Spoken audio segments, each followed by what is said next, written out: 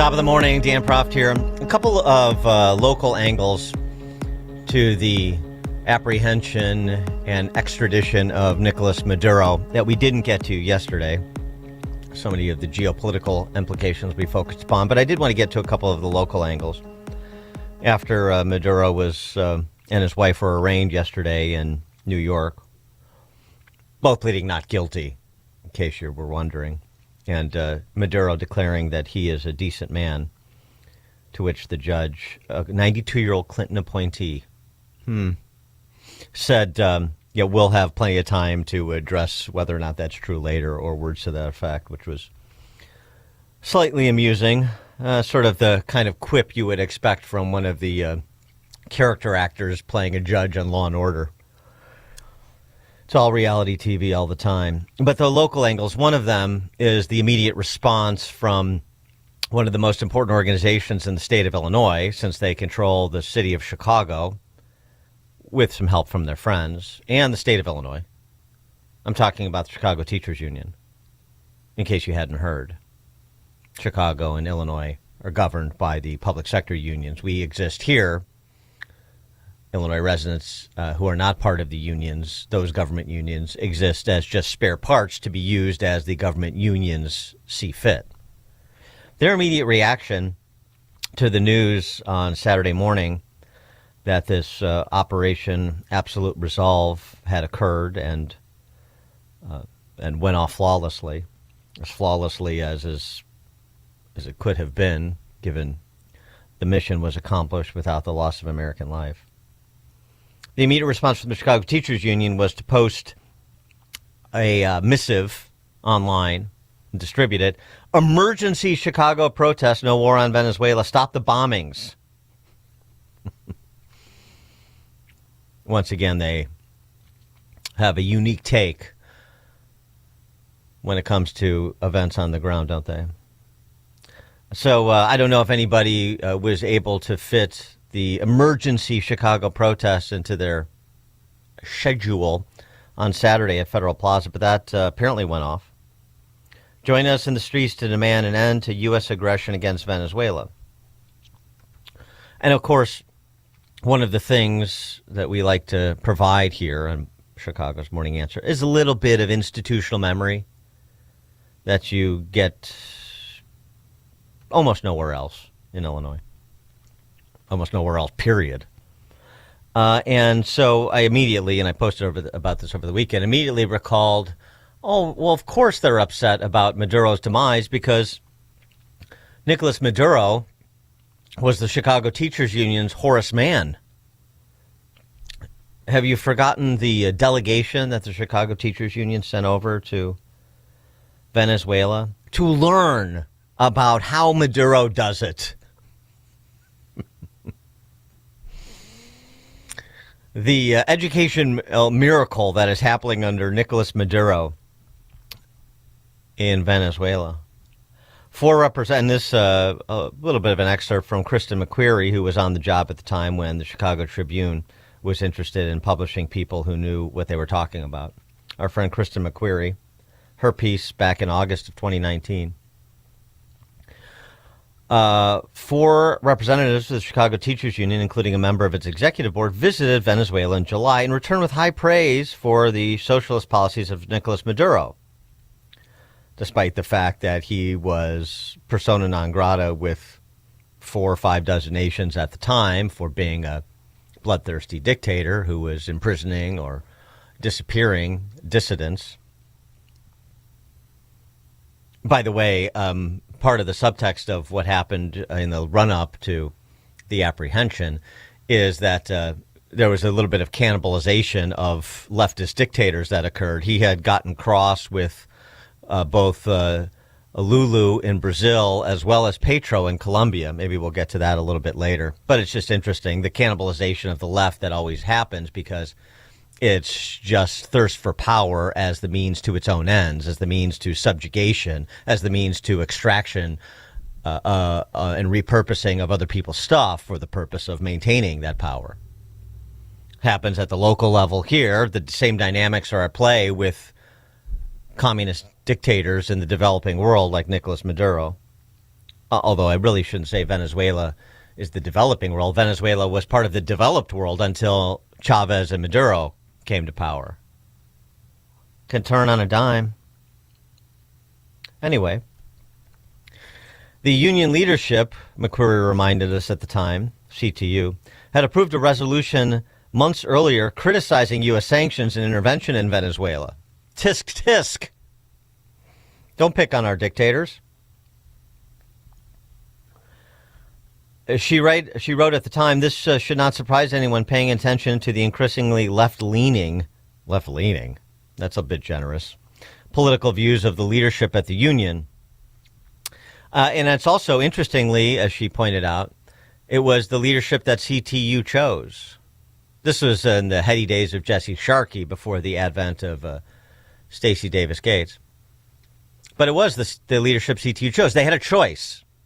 All those teachers who were supposed to celebrate without exception or equivocation.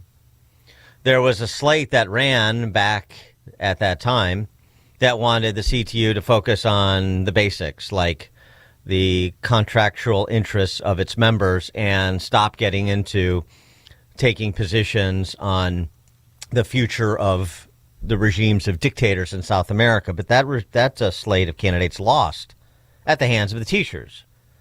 So they continued on with the socialist revolutionaries from Jesse Sharkey to Stacey Davis Gates, and that brings us pretty much to present.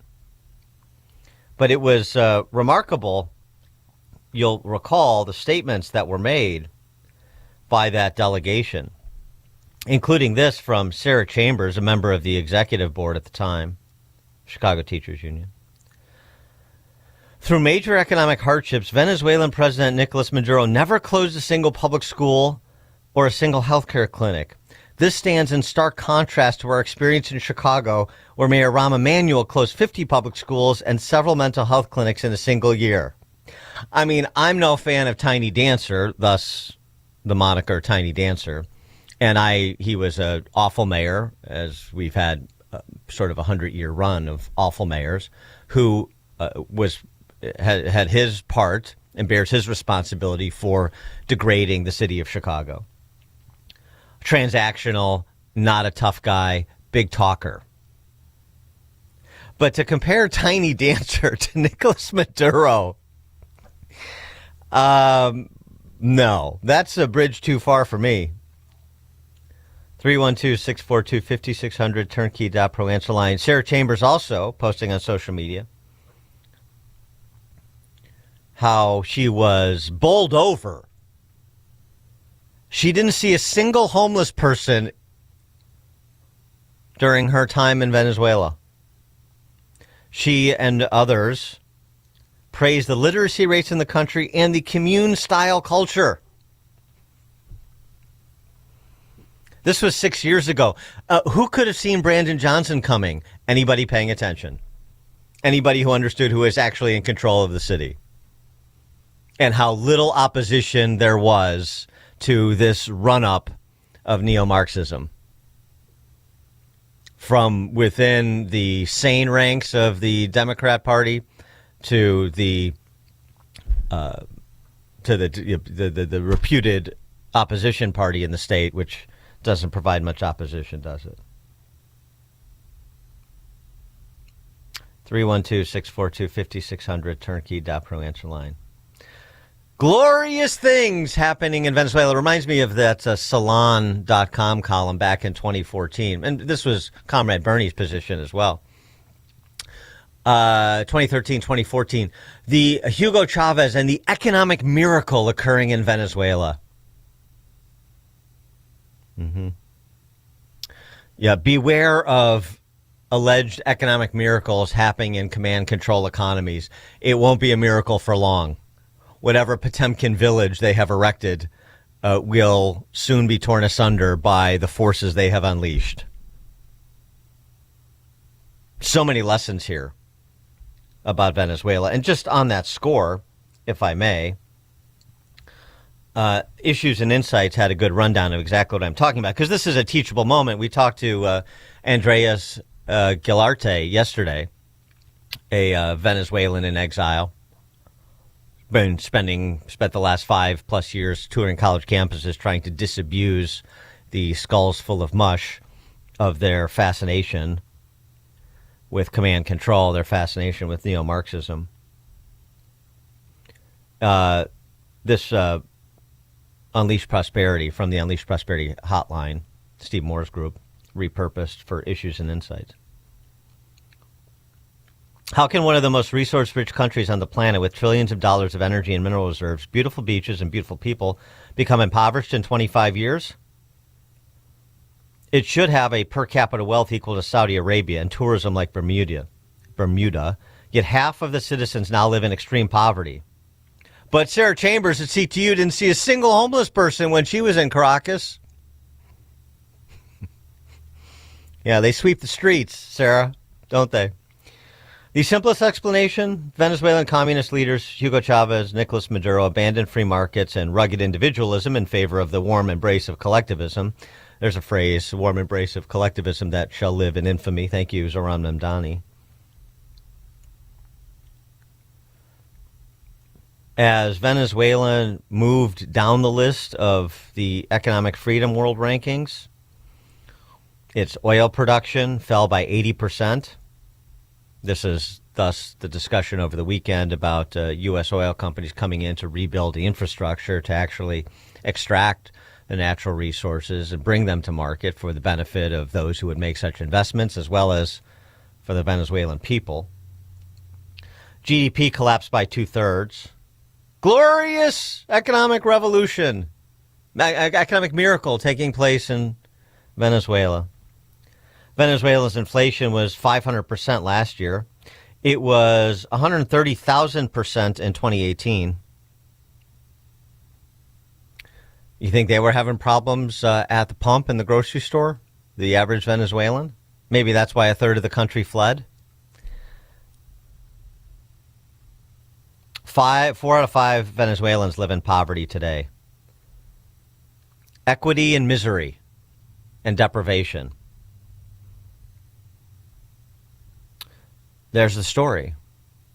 The story that the left was celebrating during Hugo Chavez and continued celebrating through its organs like the Chicago Teachers Union up to present. Even when the left was decrying him as a dictator and mau-mauing Trump for not having deposed him in his first go-around. Now they don't know what to do. So another story, fast forward, the left cannibalizing the left in the fall of Maduro. That's part of the story. And we have the left cannibalizing the left right now within the Democrat Socialist Party nationally here as they try to figure out how to walk the line between being happy that Maduro is gone, but angry at Trump for the way he did it. George in Naperville, you're on Chicago's Morning Answer. Good morning, Dan. Are the CPS teachers urging their students or having their students write letters of support to Nicolas Maduro and his wife where they're being held captive? Yeah, thanks for the call, George. I think we should get, character reference letters like we got for Madigan and Burke. Now, that's after the trial, pre-sentencing. But I'm sure CTU would be happy to engage in a letter-writing campaign demanding leniency for Mr. Maduro and his wife upon conviction. By the way, to the extent that people are worried about him being convicted, or them, they're a tandem, being convicted in New York, Ron DeSantis posted on X yesterday insinuation that charges against the Maduros could be filed in Florida as well. Sort of a different justice system with a different attitude in Florida. Manuel Noriega found out about that. So I'm not so worried as some have suggested that Nicolas Maduro is somehow going to be acquitted and would make his way back to power in Venezuela. I am highly skeptical of any of those events occurring. One other quick local angle on this story to pick up on after we check the headlines, which we'll do now. Good morning. It is 48 degrees here in Chicago on AM 560 The Answer. I'm Stace Keene in the AM 560 newsroom. A federal jury in Chicago has convicted a man of laundering cash proceeds from a Mexico-based drug trafficking organization. Prosecutors say David Berger of Chicago and other intermediaries booked and paid for privately chartered jets for the organization to transport millions of dollars in drug proceeds into Mexico after the organization transported wholesale quantities of cocaine from Mexico to sell in the U.S. Berger's sentencing is set for May 12th of next year. Although Illinois drivers are now paying less at the pump, a state lawmaker says prices would be even lower if not for the state's high gas taxes. According to AAA, the average price for a gallon of regular gas in Illinois dipped below $3 a gallon on Friday to $2.99. That's down from $3.27 a month ago. Even with the price drop, Illinois remains the most expensive state in the Midwest for motor fuel. This report is a service of Supershore. Do you own a small business? You need to hear this. A seismic shift is coming. It's time to get super sure. Not kind of sure, not pretty sure, not a little sure, but super sure. The seismic shift is coming. Super sure coming soon. Chicago's Morning Answer continues next, but now... This is the morning show more Chicago radio listeners are choosing. This is Chicago's Morning Answer on AM 560. The Answer. Larry Elder wants facts in the argument. It just drives me crazy whenever there is a mass shooting and the immediate call for people on the left to demand more gun control. Never, even on Fox, do you hear somebody say, well, let's also consider how often Americans use guns to save lives, themselves or others, or bodily injury. It just seems to me that should be relevant. The Larry Elder Show, weeknights at 8, right before Sean Hannity at 10 on AM 560. The Answer. I'm Ed Evans, CEO of Consumer Cellular. Maybe you haven't heard about us. We're not one of the big guys. Truth is, we don't want to be. If you're over 50, Big Wireless has you paying for more data than you might need. Why? They might want you to cover the costs of younger people who do use all that data. If you're not using the data, you're probably being used. We've heard time and time again that some Big Wireless customers get stuck paying hundreds and even thousands more for years and years because they think it's hard to switch. Not with us. It takes just about 20 minutes and you can change your plan anytime without extra charges.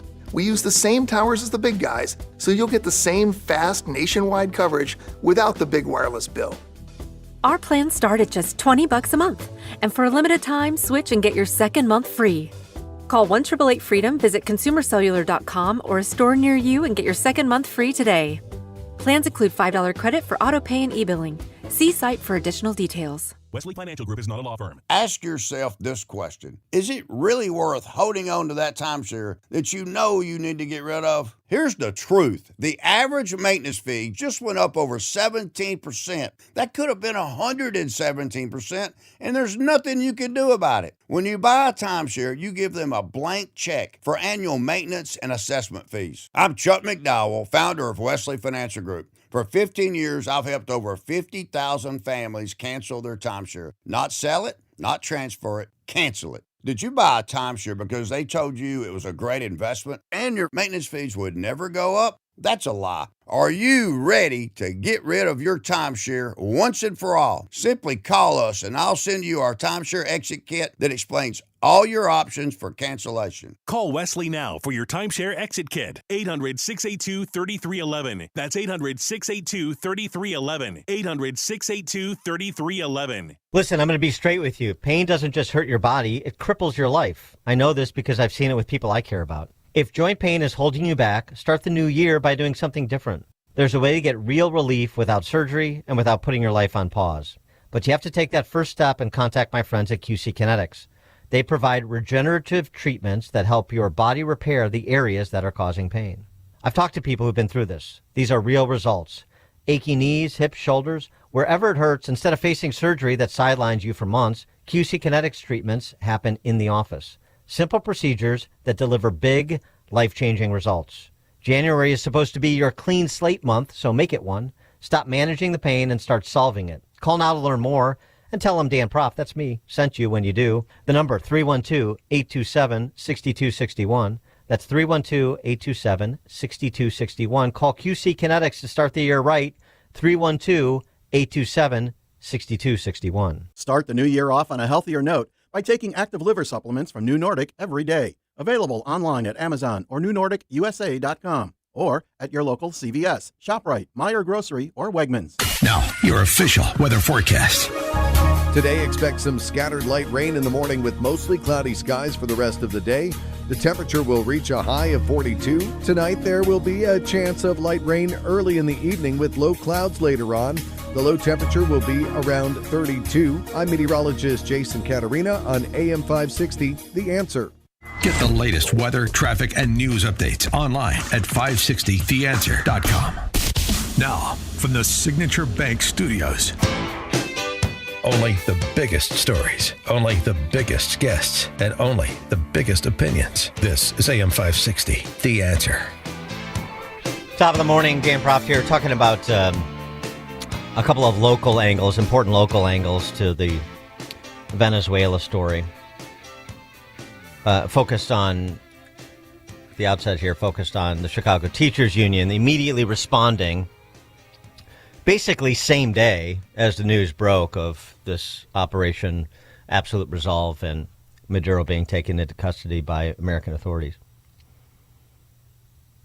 The same day, CTU and all these other organizations are out with emergency day of protest. This happened Saturday. Stop the bombings. Text from 847. They were very effective. The bombings have ceased. Yes. Yes.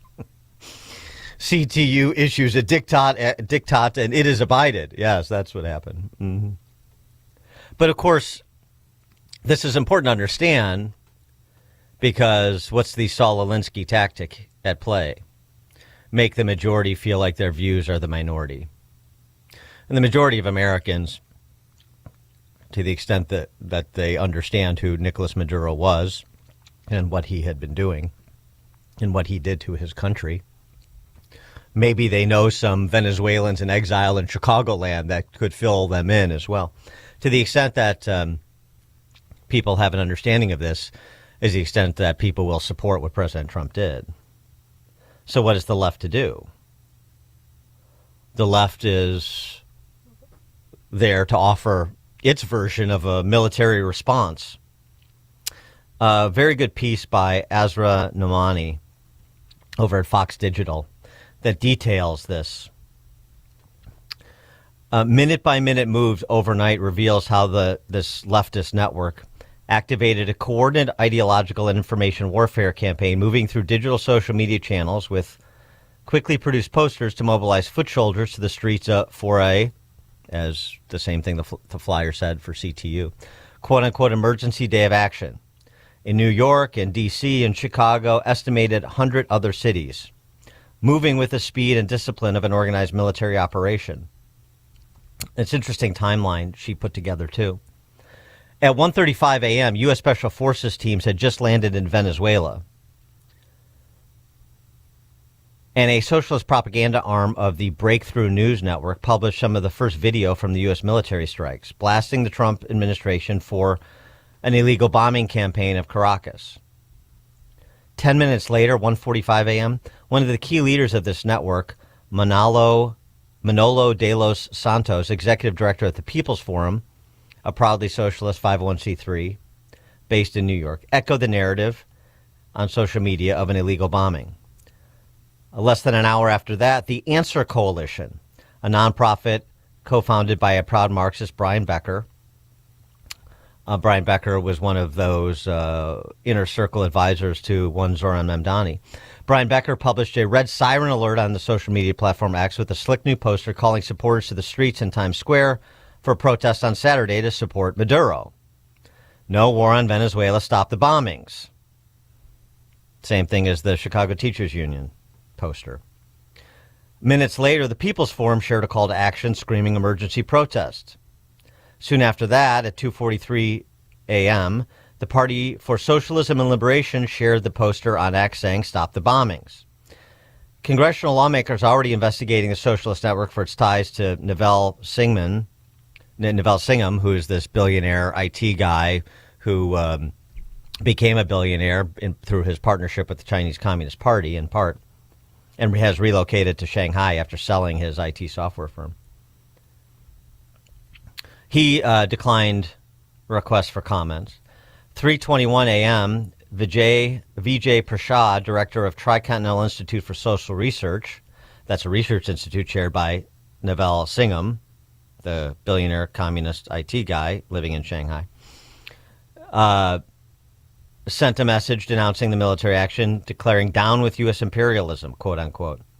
Then 6:09 a.m., Code Pink, another C3, you remember Code Pink, founded by Singham's wife Jody Evans, condemned the terrorist United States, quote unquote. From a military intelligence perspective, writes Asra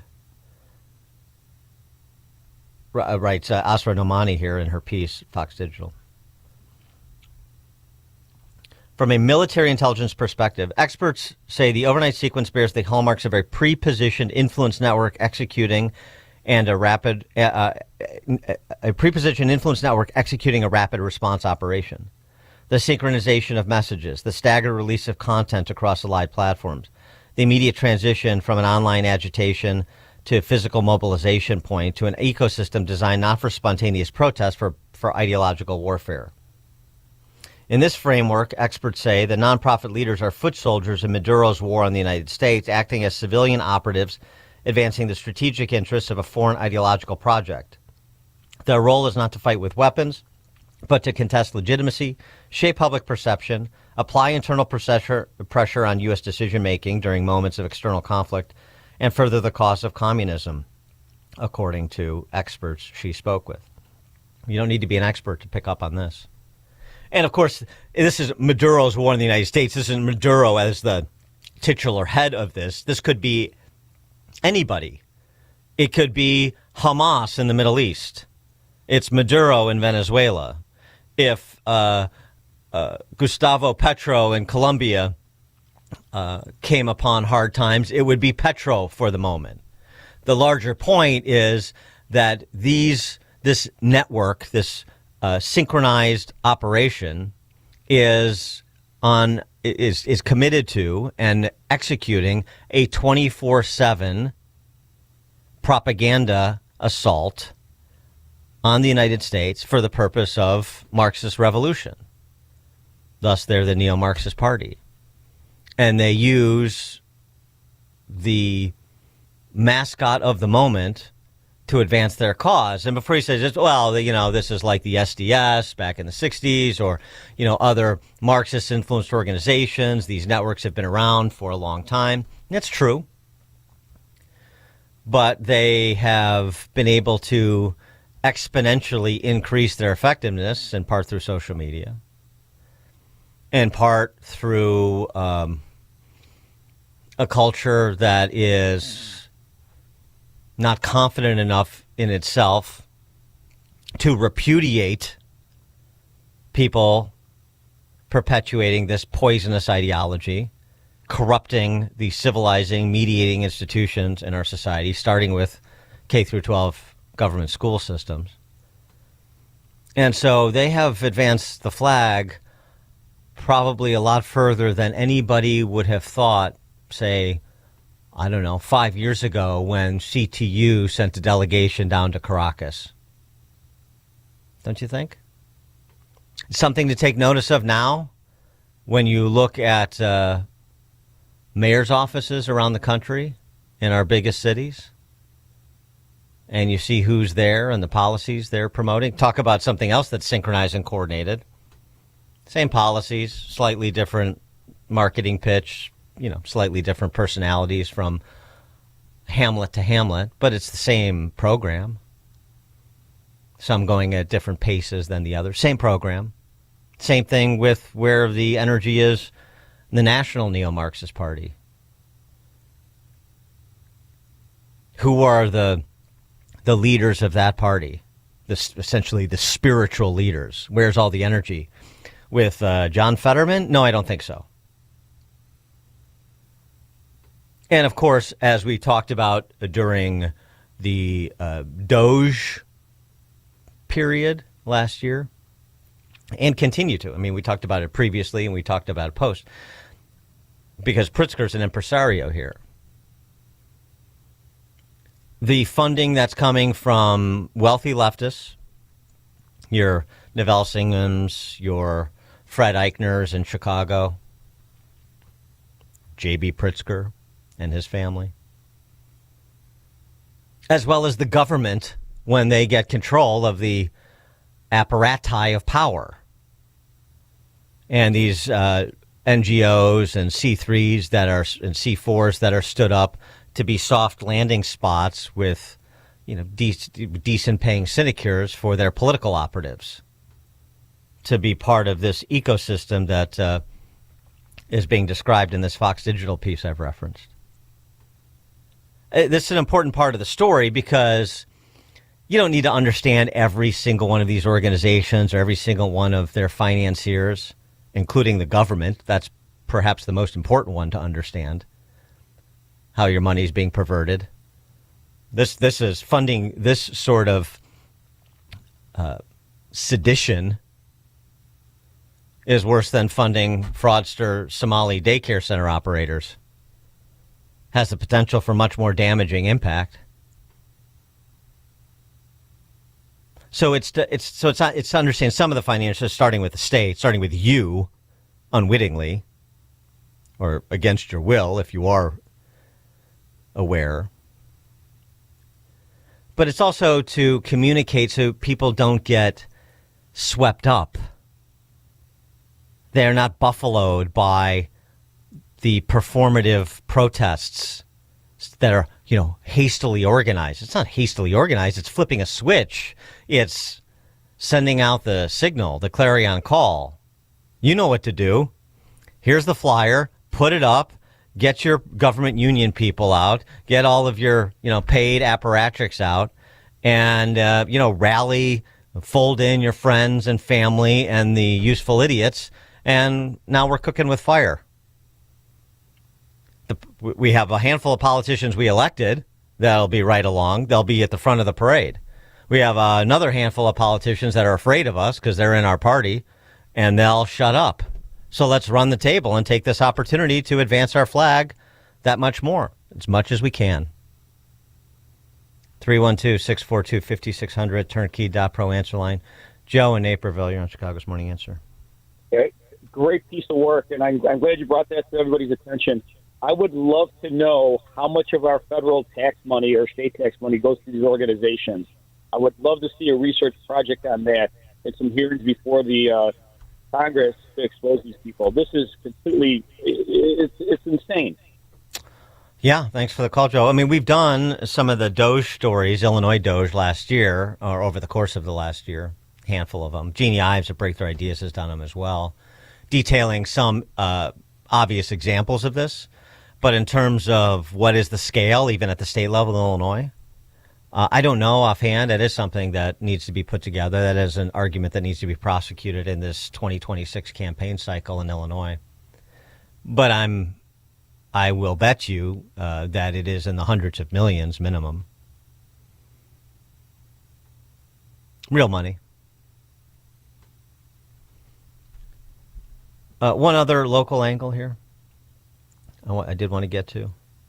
I don't want to leave him out of the conversation. He's so intent on seizing opportunities where he believes they exist. The gentleman I mentioned, Governor Jelly Belly, or I mentioned him not as governor, but in his role as governor, being a prime example of exactly what that piece lays out.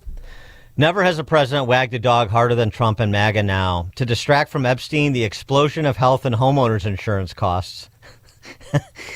That's Trump's fault. Okay. And the tariffs that are decimating small businesses. Trump is plunging this country into a war and using our soldiers as pawns. That's J.B. Pritzker's take on the apprehension of Maduro and wife. Well, don't forget, JB and Maduro have something in common.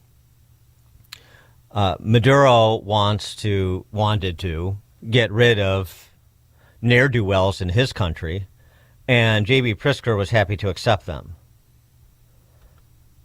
His people. His people. He wanted to bring, he invited people from the world over, including TDA bangers from Venezuela to enjoy the warmth of his collectivism here, didn't he? And just to refresh your recollection, since so much of this has been drowned out by the Chicago Press Corps dutifully avoiding any coverage of these ne'er-do-wells, and I'm being euphemistic, professional criminals, violent, unrepentant professional criminals that have been unleashed onto the law-abiding in Illinois. Just a few stories, just a handful. I have dozens and dozens of these stories. It's just, innocents, people who did nothing wrong that were picked up by ICE, Operation Midway Blitz, and so on and so forth. Bull jive. It's not true. December of last year, December 24th, feds charged 5 Venezuelan gangbangers with trafficking guns and drugs in Chicago. Right. Huddled masses yearning to breathe free, Dan. Dating all the way back to when this first started, the embrace, bringing people invited into this country and who desire to make their way to Chicago. And Greg Abbott was happy to provide the transportation, and J.B. Pritzker was happy to welcome them. November of 2023, arrests of Venezuelans has surged by 2,538% since Chicago's migrant crisis began. Remember, it was a migrant crisis because they had the virtue signaling position of sanctuary city, sanctuary state, but hadn't really contemplated having to meet their words in the moment, having to connect their reckless rhetoric with an actual real-world response. And so we had what was going on outside the Standard Club in Chicago. Do you remember? We had what was going on in and around police precincts throughout Chicago. You remember? What was going on at the airport behind the curtain where you weren't allowed to peek, O'Hare and Midway. Do you remember?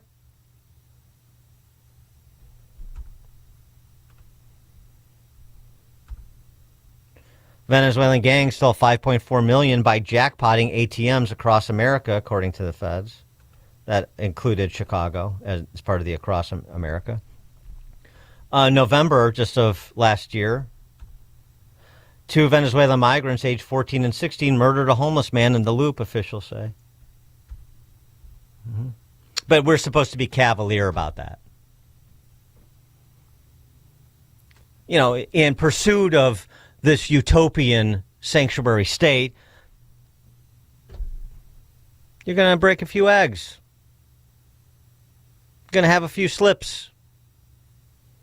But, you know, those lives, those people and their families who are victimized, that's obviously a small price to pay to indiscriminately welcome people from the world over to reside in Chicago and protect them from federal authorities, regardless of the threat they pose to public order. Yeah, that's J.B. Pritzker. That's the program. And then we'll rely on the Chicago and Springfield Political Press Corps to focus on, or invent, as the case may be, sad sack stories of ICE being meanies. We'll caricature those that, unfortunately, to some extent, lend themselves to caricaturing, like Greg Bovino. But nonetheless, we'll knowingly propagandize the enforcement of immigration law. For the purpose of what? Elevating and protecting those who do not want to enforce federal immigration law. I mean, it's as simple as that. And it's the same sort of propaganda campaign that's going on now in the direction of Trump after Operation Absolute Resolve. It just plays out over and over and over again because it works, except in Minnesota, apparently. Jim in LaGrange. Dan, you hit it right on the head, and that's my point. I cannot believe what Pritzker put out there as a statement. That's complete propaganda, and that's really the battle. You're saying it right now. The battle is between truth and reality and propaganda, and the propaganda campaign that the left continues to perpetuate. And so at some point in time, people just have to get angry enough to believe what's going on and understand what reality is like they are in Minnesota right now, or we're just going to keep playing this same game, Dan, and we're just going to keep going along as business as usual. Hey, thanks, brother. Have a great day. Great to have you back. Thanks for the call, Jim. Yeah, it's a wag the dog operation, says Jelly Belly. The statements from all of these leftists over the last 5-6 years are remarkable. And I know they're unbounded by their own hypocrisy. Hypocrisy is their privilege because they're the self-righteous. Or they're the righteous. I would say self-righteous. They would say they're the righteous, right? You see this noxious individual from Connecticut, Senator Chris Murphy, on all the Sunday talkies, because he's one of those in competition to see who can make the most outlandish, baseless, reckless allegations against Trump. Chris Murphy posting on X in 2019, if Trump cared about consistency, he would make the realist case for intervention in Venezuela. Getting rid of Maduro is good for the United States, rather than trying to pretend his administration all of a sudden cares about toppling anti-democratic regimes. So Chris Murphy calling for regime change in 2019. Chris Murphy today.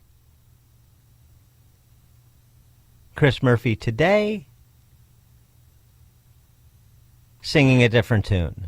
Venezuela is not a security threat to the United States. They're not threatening to invade us. There is no terrorist group like Al-Qaeda operating there that has plans to attack the United States. To the extent that you care about the drug trade, yes, they produce drugs, but those drugs go to Europe. Fentanyl is the drug that's killing Americans. That's not coming from Venezuela. Venezuela produces... The intervention in Venezuela. Make the case, Mr. President. Getting rid of Maduro is good for the United States. 2019, Chris Murphy. 2026, Chris Murphy? What's the big deal? They're not a threat to us. Chuck Schumer, all of them. Just one propaganda campaign after the other. That's where the mind's eye of that party is. And it's not going anywhere until, as I said, there are consequences delivered electorally, or maybe in some cases, perhaps in Tim Walz's case, both electorally and through law enforcement, although I doubt it, the law enforcement piece. We can, side by side them all day long on every issue, but it just doesn't matter if the electorate says it doesn't matter. That's the challenge. That's the riddle to solve, isn't it? Coming up at 6:06, remembering Tim Walz, the storied career, so close to the vice presidency, shockingly.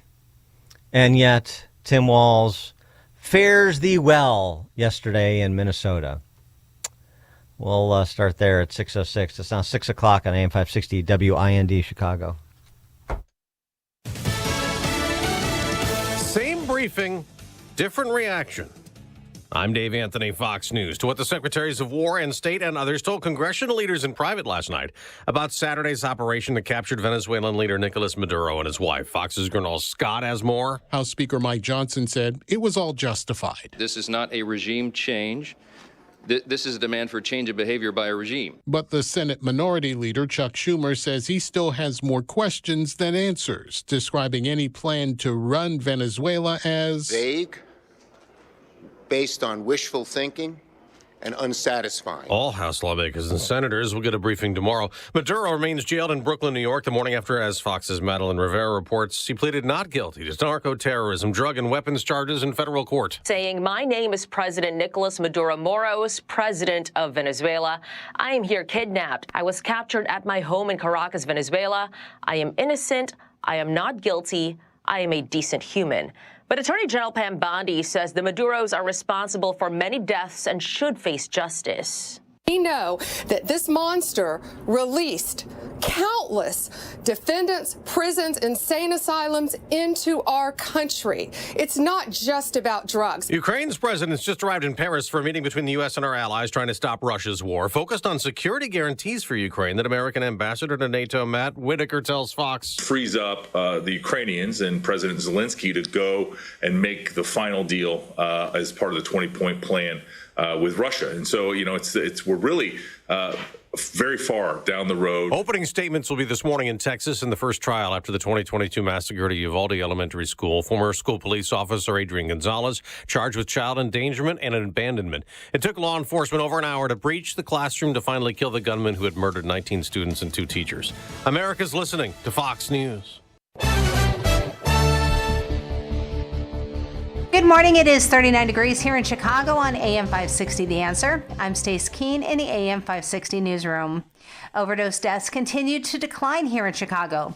Fox's Jeff Manasso reports. Preliminary data shows that Cook County recorded 687 opioid overdose deaths in 2025. That's a more than 40% drop from the year before, in what officials still call the greatest cause of unnatural deaths. About 82% of opioid overdose deaths last year involved the deadly synthetic opioid fentanyl. About half of those who died were identified as black, 31% as white, 17% as Latino. The latest numbers also represent a steep decline in ODs since the COVID-era peak in 2022. In Chicago, Jeff Manasso, Fox News. The Illinois 1st District Appellate Court has ruled that the Chicago Transit Authority must pay nearly $3 million to a woman who was struck by a bus, even though jurors were blocked at trial from learning that the woman had been sentenced to 58 years in prison for murdering and dismembering her landlord. The 3-justice panel refused CTA's bid to undo the verdict in favor of Sandra Koalu, who was named in court documents as Sandra White. Koalu had filed suit against the CTA and the bus driver in 2019, about a year after she was allegedly struck by a CTA bus and injured on Chicago's North Side. And Chicago police are asking for help in locating a teacher who was last seen on Saturday. Police say 53-year-old Linda Brown is 5 feet tall, weighs approximately 130 pounds, has a fair complexion with brown eyes and hair, and may need medical attention. Anyone with information on Linda Brown is asked to contact 911. This report is a service of the AM 560 mobile app. Listen to AM 560 on your smartphone or mobile device when you download the AM 560 mobile app at 560theanswer.com/mobile. Or text the word app to 64636. A check of the roads is coming up in 2 minutes on AM 560, The Answer. Mike Gallagher stands up to the bullies. I think this boils down to recognizing the actual evil that we're facing. It is absolute evil to attack Erica Kirk. There's no gray area here. You want to sit around and attack a grieving widow who just months ago lost her husband. You're rotten to the core. Your soul is gone. The Mike Gallagher Show, weekdays at 9 on AM 560. The Answer. Hello, this is Alistair Begg. In September of 2026, I'll be teaching the Bible as we cruise through the Norwegian fjords. I'd love for you to join me. Call 855-565-5519 or visit deeperfaithcruise.com. Did you know a will alone does not keep your family out of court when you die? The court still has to approve your will, but get a living trust, and your estate can be settled clearly without issue. Talk to the attorneys at Naumann & Associates. They prepare wills and trusts for a flat fee, no surprises, no hourly rate. With decades of experience, they know the law and offer a free consultation. Contact Naumann & Associates in Elk Grove Village, nalawgroup.com. Call 847-593-8777. Hey, it's Scott Tucker and my new co-host, Amy Jacobson, on AM 560. We wanted you to know that we have a special show every Sunday morning at 7 a.m. here on AM 560, The Answer. It is Retirement Dakota with Scott Tucker and Amy Jacobson. It's every Sunday morning from 7 to 9 a.m. 2-hour show, 2-hour radio extravaganza. Amy, we're going to tantalize the listening public and the listening private with all kinds of retirement planning information. So tune in at AM 560 Sunday mornings at 7 a.m. Wesley Financial Group is not a law firm. I'm Chuck McDowell, founder of Wesley Financial Group. Did you buy a timeshare because they told you it was a great investment? That's a lie. Most timeshares can be bought online for $1. To find out what your timeshare is worth and to cancel it, call us today and we'll send you our timeshare exit kit free with all your options for cancellation. Call Wesley for your free exit info guide. 800-486-9600. That's 800-486-9600. Welcome to the most wonderful time of the year, when millions of Americans open their credit card statements, scream in terror, and start looking for new ways to save money. If that's you, why not cut your wireless bill in half with a saver plan from Pure Talk? You'll get unlimited talk, text, and 3 gigs of high-speed data on a super-fast 5G network for just $20 a month. Ho, ho, ho. Just dial pound 250, say micro, and Pure Talk's U.S. customer service team will help you switch in minutes. Again, talk, text, and data for just $20 a month. We all hear the radio ads about the IRS. They tell you to be afraid, to be scared, and they try to frighten you into calling. I'm not here to do that. Tax Relief Advocates is different. TRA is here to tell you that if you owe money to the IRS, whether it's $5,000, $50,000, or $500,000, we have a solution. It doesn't matter if you're sitting in your car, at work, or with your kids. No matter where you are, call now. 800-575-6745. Don't lose hope. TRA can eliminate or reduce what you owe to the IRS. Generous programs are now available that can give you a fresh start. Our passion is taxes and helping individuals fix their IRS problems. We have over 1,000 5-star reviews on Google and an A+ with the Better Business Bureau. You don't need to be afraid of the IRS any longer. End your tax nightmare today by visiting us online at TRA.com or call 800-575-6745. That's 800-575-6745. Tax Relief Advocates. Real solutions for real people. At AlmostFreeTeeth.com, they're dedicated to making smiles great again. If you have medical PPO insurance, find out how you could save 90% off on average to get a beautiful dental implant-supported smile. Check if you qualify right now at AlmostFreeTeeth.com. Taking a look at the roads from the Team Hackberg Traffic Center, I'm Sue Aller. You're off to a great start on the Eden, just 14 minutes both ways from Lee Cook to Montrose. No slowdowns to tell you about on the Kennedy, inbound from O'Hare to the Byrne Interchange, 17 minutes. Outbound is 20. It's 26 minutes inbound on the Eisenhower from the Jane Addams to the Old Post Office. Outbound is 28. Inbound Stevenson looks great. From the Tri-State to Lakeshore is 16 minutes. Outbound is 15. The Dan Ryan from 95th to the Byrne Interchange, 13 minutes. Outbound is 11. A little bit sluggish on the Dan Ryan Express inbound as you make your way towards the Stevenson, and you are slow on the Bishop Ford inbound between 103rd Street and the Dan Ryan. Northbound Lakeshore Drive, a slight tap on the brakes as you head towards Hollywood Avenue. This report is a service of the daily podcast of Chicago's Morning Answer and the Sean Thompson Show. Hear both shows with limited commercials when you subscribe for free to the daily podcast at 560theanswer.com/podcast. Chicago's Morning Answer continues next, but now a check of your forecast from the National Weather Service. Today, expect some scattered light rain in the morning with mostly cloudy skies for the rest of the day.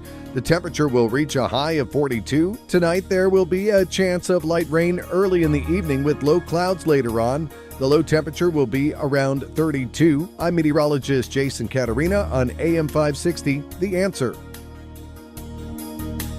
Get the latest weather, traffic, and news updates online at 560theanswer.com. Now, from the Signature Bank Studios, this is Chicago's Morning Answer with Dan Proft on AM 560. The Answer.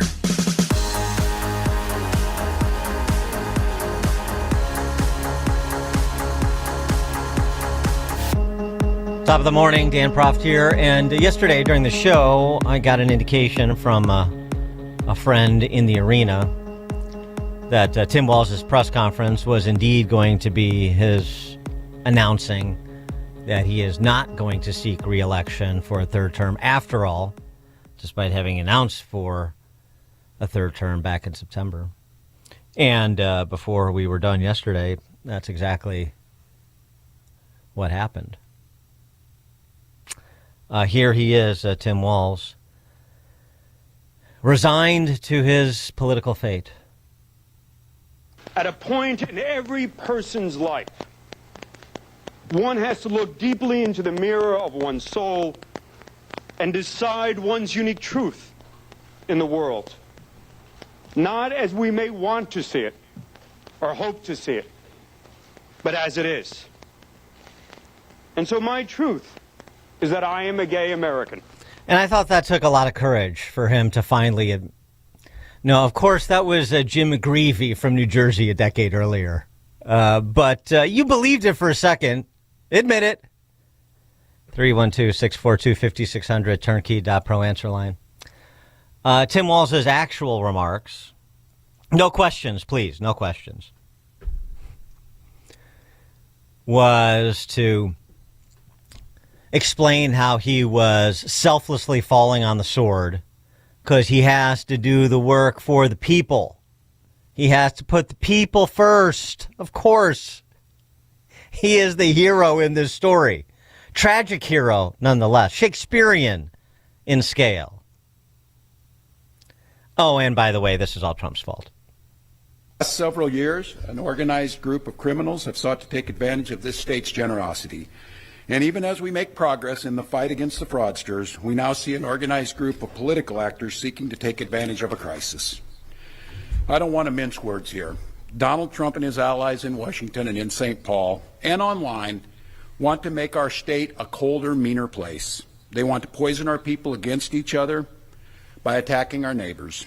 And ultimately, they want to take away much of what makes Minnesota the best place in the country to raise a family. They've already begun trying to withhold funds that were meant to help families afford child care. And they have no intention of stopping there. But, take heart, Minnesotans and never Trumpers. My administration has been taking fast, decisive action to solve this crisis. We'll win the fight against the fraudsters. But the political gamesmanship we're seeing from Republicans is only making that fight harder. We've got Republicans here in the state legislature playing hide and seek with potential whistleblowers. We've got conspiracy theorist right-wing YouTubers breaking into our daycares, demanding access to our children. We've got the President of the United States demonizing our Somali neighbors and wrongfully confiscating funds that Minnesotans rely on. It's disgusting and it's dangerous. And that's why he can't run again, because he has to focus on protecting all of these people that are being wronged by the President of the United States, Minnesota Republicans, and right-wing conspiracy-oriented YouTubers trying to break into child care centers.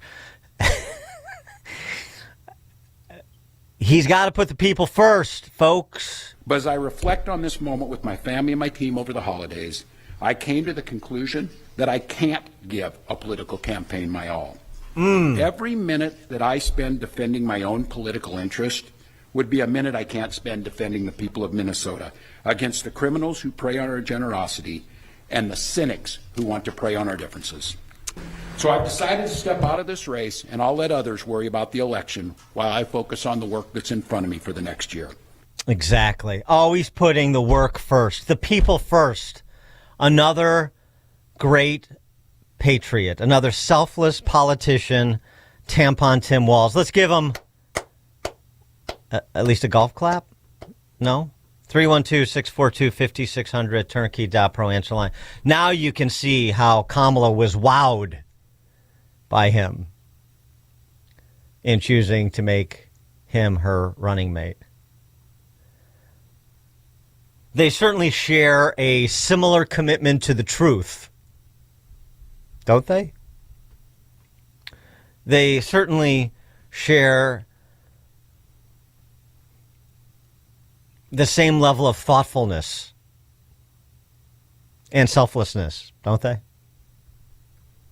You can actually see, watching this guy, how they are kindred spirits, actually. The right-wing YouTuber, I guess that's Nick Shirley. I don't think he tried to break in. The video doesn't show him trying to break into any daycare centers, but you know, if you have evidence, Governor, feel free to present it to law enforcement. And as we talked about quite a bit yesterday, because there has been so much reporting on this, they have to dutifully ignore all of the reporting and focus on Nick Shirley because, you know, he's perceived as sort of a next generation James O'Keefe. He's a guy going after the left with his sort of citizen-style, one-man investigative reporting. But, you know, facts are the facts. What you see is what you see. And Nick Shirley isn't the only one seeing it. So in addition to all these Minnesota Republicans and a president of the United States and conspiracy mongering YouTubers, you also have Eyewitness 5 reporter Jay Coles in Minneapolis. Is he part of the vast right-wing conspiracy, Tim? Tell us. I want to know. Well, when you get around to asking questions or answering questions, that's my question. Where does Jay Coles fit in all of this? Is he a Minnesota Republican? Is he a right-wing YouTuber? KTSP Eyewitness 5 News in January of 2025, so a year ago, pre-Nick Shirley, starting with Quality Learning Center. That's back when it was Learning Center and before it became Learning Center a week ago. I started by visiting Quality Learning Center Daycare. So it is that 14B, which sits right in the heart of downtown Minneapolis. Between 2019 and 2023, the Minnesota Department of Human Services found 95 violations at this location. They range from failure to keep hazardous items away from children to no records for 16 children, which include things like immunizations, emergency contacts, and medical needs. So state investigators placed Quality Learning Center on a conditional license in 2022. I went to the daycare's location several times, and only once did I see people there. Oh, that's your daycare. But I did not see any children. So there are 80 kids in there? No. After school? Okay, gotcha. All right, thank you. DHS declined an interview, but in a statement acknowledged Quality Learning Center was put on a conditional license because of its poor safety record. But it still received nearly $8 million in taxpayers' money since 2019.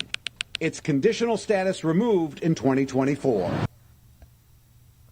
So that's the same joint that one of the same joints that Nick Shirley visited. Found the same thing. Jay Coles, right-wing local reporter, conspiracy theorist. A year ago. Same story. Oh, he had another one he found. I also went to yet another facility, the Minnesota Child Care Center in this South Minneapolis building. I found it at the end of this small hallway with a steel door, no windows, and no visible security cameras. That's the sign for the place. State records show between 2021 and 2023, the daycare had 36 violations, some of them serious. They failed to request initial background checks on 6 staff in 2023 and failed to request repeat background checks on 8 staff in 2024. Ultimately, the state would accept corrective documentation on these violations. Wasn't anybody here last time either. I visited several times, and each time, no apparent sign of any workers. And each time, no apparent sign of any children. Do you think there's anybody there? Since 2018, Minnesota Child Care Center, however, received $11.5 million in CCAP money. I asked DHS why daycare centers could still receive millions of dollars with questionable safety records over multiple years. In a statement, DHS said under state law, they can only stop payment, quote, when a provider intentionally gives false information or submits false attendance records. A provider is operating after a suspension or revocation of its license, there's a credible allegation of fraud, and or a provider refuses access to attendance record. So all of those things were happening, and they still didn't stop this feathering the bed there of that organization to the tune of $11 million. Jay Coles reporting. He was trying to break into a daycare center. That Jay Coles, right-wing YouTuber. Oh, he wasn't done. The Feeding Our Future, the $250 million scam that's resulted in nearly 80 indictments. We brought you some reporting yesterday on this, local reporting on this, to be fair to the local reporters. We brought you News Nation reporting, Rich McHugh, another right-wing YouTuber, you right-wing YouTubers. The layering of the scam by the fraudsters. Feeding Our Future. Just because you're running the Feeding Our Future scam doesn't mean you can't get in on the daycare center scam. As I was looking into the daycare center violations, I also found a connection between CCAP and the Feeding Our Future scam, which bilked $250 million from the state. In 2023, a man named Abdikadir Kadaya was charged with stealing $1 million in taxpayer money in the Feeding Our Future case. He's waiting to be sentenced after pleading guilty to wire fraud. But we also learned Kadaya also operated Intisar Child Care Center in Minneapolis. The facility received $1.8 million in taxpayer funds between 2017 and 21. But the license was revoked and Kadaya's daycare was shut down. He has not been named or charged with any crimes connected to CCAP, however. Now, I've been asking for weeks why Kadaya's license was revoked. Late tonight, DHS sent over this 86-page document explaining why. Some of the more serious reasons include violations directly related to the health and safety of children and providing false and misleading information to DHS. DHS also told me they have 62 active CCAP investigations for family child care and child care centers. And as far as the 2 daycare centers in our story are concerned, I reached out by phone to the names and numbers listed as the licensed operators, and I've not yet heard back. Yeah, and if you fast forward to the reporting that Rich McHugh did at News Nation, we brought you yesterday, so a year apart, in addition to Nick Shirley, what have we found about how much progress Tim Walz says they're making? Nil. Of course. He's going to do the work, though. Let somebody else do the politics, because Tim Walz is doing the work for the people. You heard him right.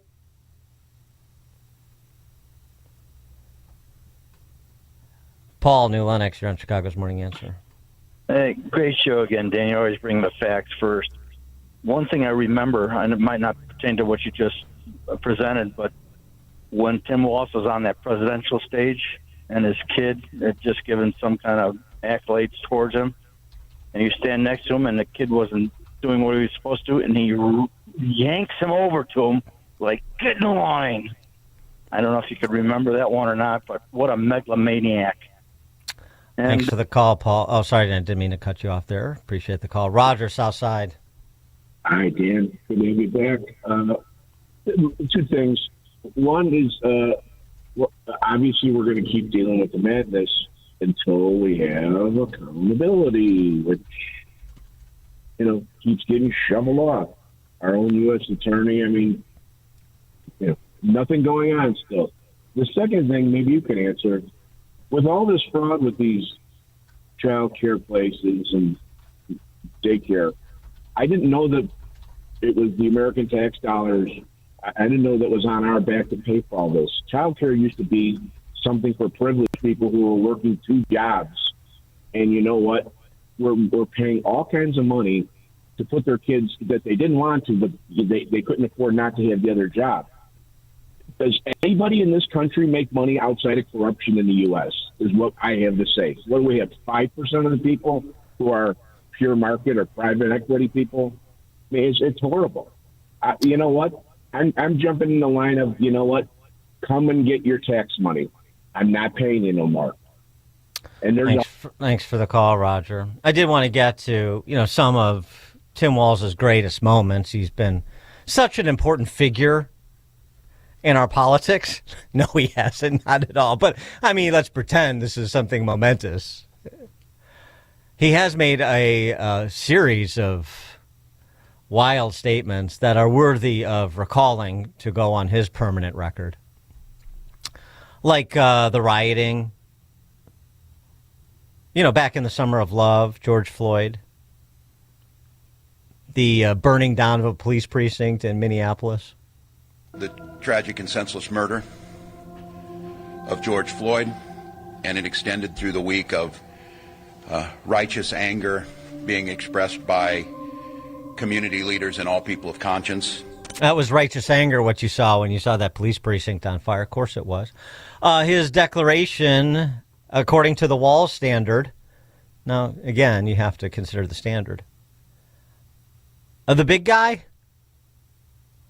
positively fit for office. Is he fit for office? Do you think he's fit for office? Yes, fit for office. President has 3.5 years of delivering for us, going through what we've all been through. None of us are denying. Thursday night was a bad performance. It was a bad hit, if you will, on that. But it doesn't impact what I believe. He's delivering. He's delivering. Mm-hmm. Oh, yeah, he did. the thing that gets him excited, some of the things, his turn-ons and turn-offs. One of his turn-ons, brotherly love, Spice.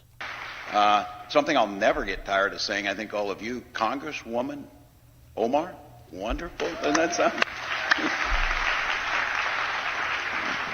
When I'm having a tough day or I'm out on about mile 5 of my run and I'm feeling kind of down and the world's pressing on me, I think Ilhan Omar's a congresswoman, and it just brightens you up, so thank you. Yeah, no question about that. Makes my day. President Trump, a little less energized by Somali fraudsters and Ilhan Omar. This is what he had to say yesterday on Air Force One. Somalia pirates. But what they are doing is they're stealing money from the American taxpayer. And every one of them should be forced to leave this country, including Ilhan Omar, who's a total crook.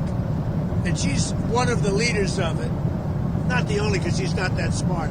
But think of it.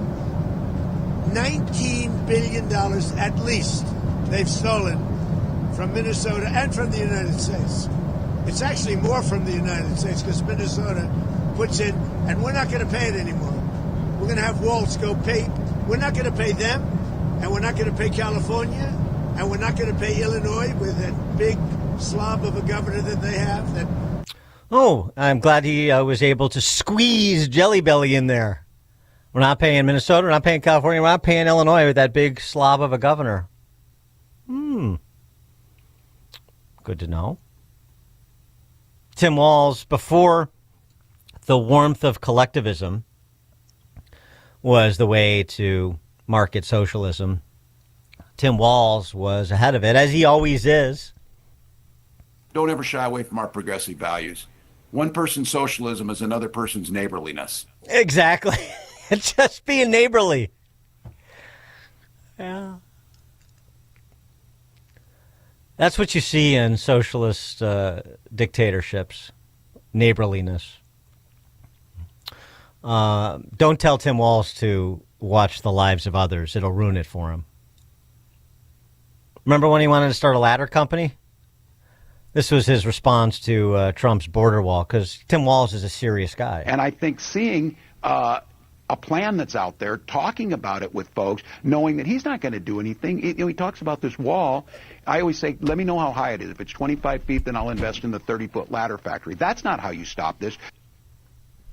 You know, you certainly don't stop it by facilitating illegal entry. That's a good point, Governor.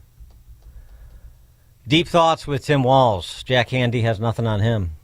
Tim in Woodstock. Hi, good morning, Dan. Tim Walz, boy. He says right-wing activists were wanting access to our children. No, actually, Tim, they just wanted to know if there were any children in the building. That's all they wanted to know. They didn't want access to the kids. And as far as Republicans playing games with whistleblowers, as far as I can see, the only game that was being played was Tim Walz and his cronies intimidating employees who did want to come forward, knowing that there were repercussions for doing so. But thanks for the call, Tim. Well, that's exactly right. And that's not you saying it. That's the nearly 200 Department of Human Services workers for the state of Minnesota who said it in an open letter, putting all of this at the doorstep of Tim Walz. We were concerned, whistleblowers were sidelined, people were intimidated into silence, people were threatened. That was his approach. This has been going on for at least a decade. At least. And I mentioned yesterday, we don't have time, maybe a little bit later in the show we'll get to it, but it included with some willful blindness by Republicans like Congressman Tom Emmer, who's now, preening before the cameras, decrying all of this as well. There was a transcript from a NPR show that has resurfaced in which Emmer was questioned about this at a town hall, and he basically gave it short shrift. But, you have, again, forget Nick Shirley for a second. There's a report on this daycare center fraud on the Fox affiliate, from the Fox affiliate in Minneapolis back in 2015, including interviewing a former fraud investigator who was fired for trying to essentially blow the whistle on the fraud that was occurring with these daycare centers, where he was doing the same thing a decade before Nick Shirley was doing it, who was doing it a year after that KTSP5 reporter was doing it, which is showing up, doing a site visit, knocking on a door. Does anybody work here? Are there any kids here? During the day, during a weekday, their stated business hours, and nobody's there. And yet the money continued to flow. And still does, perhaps at the state level. We know that, according to Health and Human Services, they've turned off the spigot. But I'd be surprised if the Walz government has, wouldn't you? Dan Proft, Chicago's Morning Answer. This is Chicago's Morning Answer. Your show keeps me alive during the week. There's nobody I'd rather listen to between 5 and 9 in the morning than you guys. On AM 560, The Answer. At Signature Bank, going the distance for business banking customers is what we do every day. We understand that business owners have a strategic mission, a drive to succeed, a plan for growth, and don't have time to wait for a bank to respond. With Signature Bank, you not only have a banking partner that has roots right here in Chicago, but our decisions are made locally too.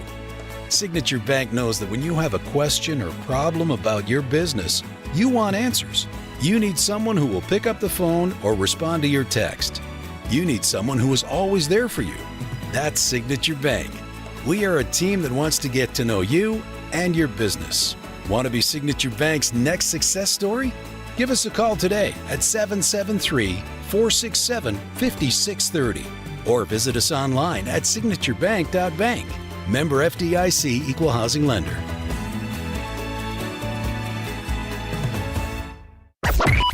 AM 560, The Answer.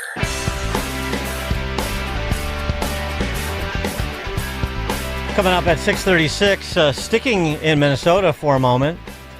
No room at the inn if it's got Hilton on the door for ICE agents. 6:36. Now we check the headline. Good morning. 32 degrees in Chicago and AM 560. The Answer will stay cloudy and a high around 41 today. Overnight, President Trump reaffirming the U.S. is in control of Venezuela after the raid that led to the capture of Nicolas Maduro. We have a change of leaders in Venezuela, but not a change in regimes. That is retired Army Lieutenant General Doug Flute. Nicolas Maduro is accused of leading a 25-year-long terror and drugs campaign. Trump also said the U.S. will keep much of the oil in Venezuela. Across the state, parts of Douglas County under a boil order. The villages of Atwood and Garrett went under the boil order yesterday morning after a pump failure at a treatment plant. Now, Atwood officials said samples need to be collected due to the system dropping under 20 psi. The boil order in effect until further notice. And police in DuPage County looking for 2 burglary suspects along I-355 in Downers Grove early this morning. Elmhurst police were pursuing those suspects around 2 o'clock. 4 suspects were taken into custody, but 2 others fled on foot and were last seen running off the ramp from Maple Avenue. If you've seen any activity in the area, you're asked to call 911. This report is service of the AM 560 Advantage. Membership has its privileges, including early access to event tickets, exclusive contest opportunities, and special members-only content. Join today at 560theanswer.com/join. We're checking traffic coming up in 2 minutes on AM 560 The Answer. Larry Elder wants facts in the argument. It just drives me crazy whenever there is a mass shooting and the immediate call for people on the left to demand more gun control. Never, even on Fox, do you hear somebody say, well, let's also consider how often Americans use guns to save lives, themselves or others, or bodily injury. It just seems to me that should be relevant. The Larry Elder Show, weeknights at 8, right before Sean Hannity at 10 on AM 560.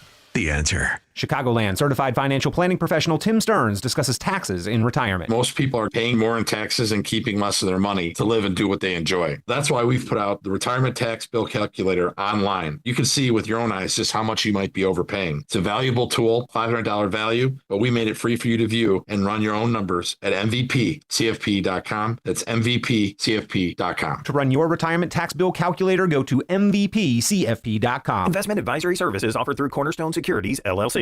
Welcome to another edition of Tuesdays with Tim. My friend Tim Stearns, a certified financial planner with TJ Stearns Financial Planning in Arlington Heights. Tim, how are you? Welcome back. Doing well. Thanks for having me. Tim, for more than 25 years, you've been helping clients achieve financial security and peace of mind. Can you give our listeners some examples of how you've helped clients over the years? A couple of your listeners called in. They're a married couple. They're in their 60s. They were really concerned and tired of trying to manage their own investments. So their accounts were quite big, but they felt like they needed a little help with it so they didn't screw up at this stage of the game. So they couldn't afford to lose any money in the market moving forward, and trying to manage retirement on a fixed income was kind of a daunting task for them. So with about $1.5 million in 401k savings and other stocks and bonds, we rearranged their portfolios so that they had guaranteed future income, less volatility in the market, and of course tax savings. So now they have this peace of mind because they know that they have a protect and grow blueprint. Thank you, Tim. If you're in your 50s or 60s, I want you to speak with my friend Tim Stearns, TJ Stearns Financial Planning. Tim will help you structure and optimize your savings to prepare for 20 to 30 years of enjoyable retirement. Call Tim today to schedule your free consultation and get your free Protect and Grow blueprint. Call 1-800-640-2256. Again, that number, 800-640-2256. Tell him I sent you when you call Tim at 800-640-2256. Chicago businesses, you can't afford to be down. You don't have time to wait for IT support. You need one company that does IT well and does it right. Meet Access One, your local Chicagoland IT experts. Access One has been powering Chicago businesses with secure, reliable IT solutions for over 30 years from our headquarters right here in the West Loop. Whether it's VoIP phones, dedicated internet, managed cybersecurity, cloud backups, or 24/7 support, Access One is here for you. Chicago owned, Chicago run, and serving thousands of companies from Naperville to the North Shore. Access One is the trusted IT partner for law firms, clinics, tech startups to manufacturers. Rated top 5% in customer satisfaction and a Better Business Bureau A+ rated business. Access One is your one vendor for everything tech. Let's talk. Call 800-654-1555 or visit accessoneInc.com. That's accessoneInc.com. Tech made personal, locally. Hair Volume from New Nordic will make your hair look thick and healthy. Hair Volume is available online at Amazon and NewNordicUSA.com or in the hair care aisle at your local CVS. Taking a look at the roads from the Team Hochberg Traffic Center, I'm Sue Aller. It's 29 minutes both ways on the Eisenhower from Jane Addams to the Old Post Office, but there is a collision on the inbound side of First Avenue, and that blocks the center lane. The Eden looks good, just 14 minutes both ways from Lake Cook to Montrose. Inbound Kennedy, from O'Hare to the Bird Interchange, 18 minutes. Outbound is 21. 17 minutes inbound on the Stevenson. From the Tri-State to Lakeshore, outbound is 15. The Dan Ryan from 95th to the Burn Interchange, 15 minutes. Outbound is 11. The express lanes inbound slow down from 43rd Street to 31st Street, and northbound on Lakeshore Drive, that slows down as you head into Hollywood Avenue. This report is sponsored by Capital One. Earn unlimited double miles on every purchase with the Capital One Venture X business card. Big purchasing power means you can spend more and earn more. The Capital One Venture X business card, what's in your wallet? Terms apply. See CapitalOne.com for details. Chicago's Morning Answer continues next, but now a check of your forecast from the National Weather Service. Today, expect some scattered light rain in the morning with mostly cloudy skies for the rest of the day. The temperature will reach a high of 42. Tonight, there might be some light rain early in the evening with low clouds expected later on. The temperature will drop to a low of 32. I'm meteorologist Jason Caterina on AM 560, The Answer. Get the latest weather, traffic, and news updates online at 560theanswer.com. Now, from the Signature Bank Studios. If you're looking for the latest news, insight into what it means, and the sharpest opinion, there's only one station in Chicago where you can turn, and it's this one. We're AM 560, The Answer.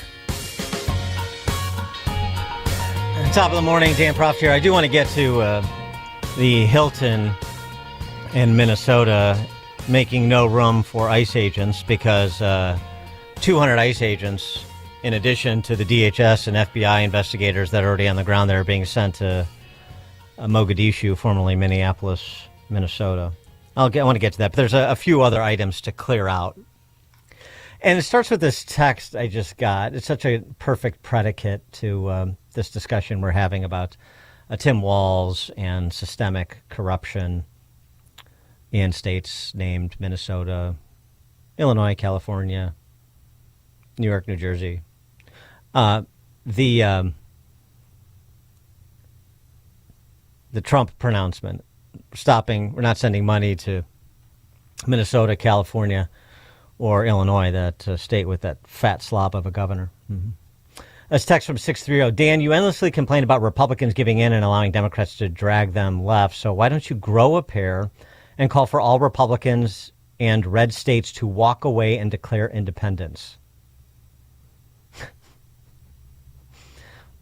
And I call for that, and then what happens? How did it work? Where are we with Elon Musk's call for an independent third party? How's that coming along? Are they going to be fielded candidates this cycle? Elon Musk has quite a bigger platform and a lot more cash than I do. You think that's the way to bring accountability to the party in certain locales where it is where it exists sort of on paper, but not in reality, like Illinois? I mean, the party is a reflection of its membership and its activists, isn't it? We complain about the people we elevate. Sounds like we need accountability mechanisms within the organization to elevate better people and to generate more participation. So my response to that was yawn, because this is like, we're going to cede Southern Illinois from Illinois. Or we're going to cede, Northwest Suburban Cook from Cook County. Yeah, okay. No, you're not. You're not going to. You're going to take a strident rhetorical position because it makes you feel like I'm the real revolutionary. And my response was, okay, John Brown, go lead the revolution. To which I got, with all you couch potato pea hats as backup, no thanks. Yeah, he doesn't have the backup. He'd do it, but he doesn't have the backup. Another political chicken hawk. I got the big idea. I'm willing to lead the charge, but I got all you pea hats, couch potatoes, that you do nothings aren't behind me. And who are you again? So you get a cop-out worthy of Tim Walz. Yeah, I would do it if the people would back me. And then he offers this. I just love this sort of tough guy fatalism. This bravado, phony bravado, used as a cover for thoughtlessness and weakness and inaction. You want real talk here? Within the Republican ranks or conservative ranks in this state, in Illinois? I'll tell you what, it's easy to compare and contrast in other states with which I am familiar, like Florida. You want to compare the Collier County Republican Party to the DuPage County Republican Party, which is a much bigger county than Collier. That actually might be an interesting distillation for me to put down on paper. But I know just saying words and making arguments, that's not anything. You have to go do something. What? I don't know, just something. You have to declare your independence. Okay, and then what? I don't know. Just declare it.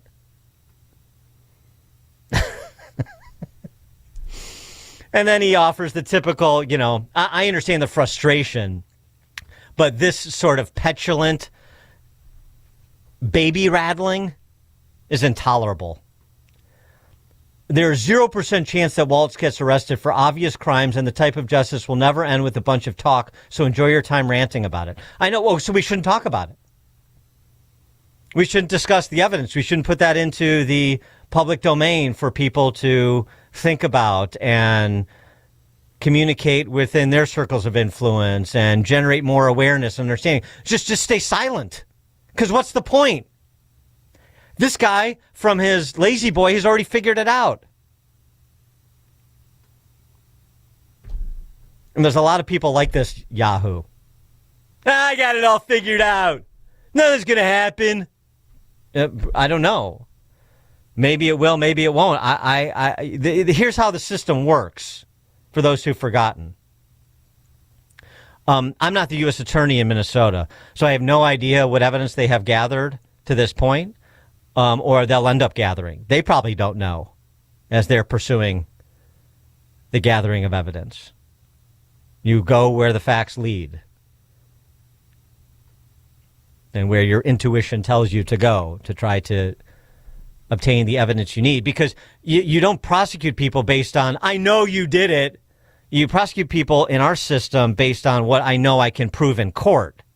Is that unclear? But I know what's going on, and then nothing's going to happen because I've seen nothing happen before, and I'm frustrated when nothing happens, so I give up. Because I'm a leader. I'm not going to put in the fight because somebody else is going to put it in the fight. Because I'm a leader. Real persuasive. We shouldn't talk about this, but I'm going to talk about it anyway. Because what's the point? There's no point to any of this. I love the neo-existentialist element in the Republican Party. Because I'm frustrated and because we've dug ourselves such a hole, I'm just going to sit outside the hole and say, I can't believe you guys dug yourself this hole. I'm not going to help you dig out. Genius. That's the way you turn things around. Because nothing ever changes except it always does. How did we get to this point? Was this a change from where we were 10, 20, 30, 40, 50 years ago? Sure it was in Illinois. How did Florida get to the point it's at? Was that a change from where it was 10, 20, 30, 40 years ago? Sure it is. But nothing ever changes. Pete Wilson was the governor of California running on a campaign of border security in the mid-90s. Is that where California is 30 years later? But nothing changes.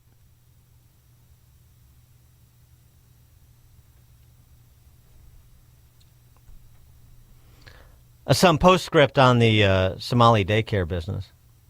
This is great. Liz Cullen, former anchor at network affiliate in Minneapolis. She did the George Floyd documentary that we have talked about a couple of times with her. Ventura Village Daycare Center. Listen to this posting on Craigslist. It's Minneapolis Craigslist. My family runs daycare here in the city and have for over 5 years until Monday, when funding was cruelly ripped away without cause.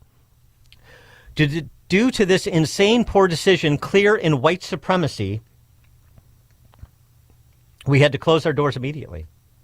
We must prove we are a function daycare, good English, to get the funding back.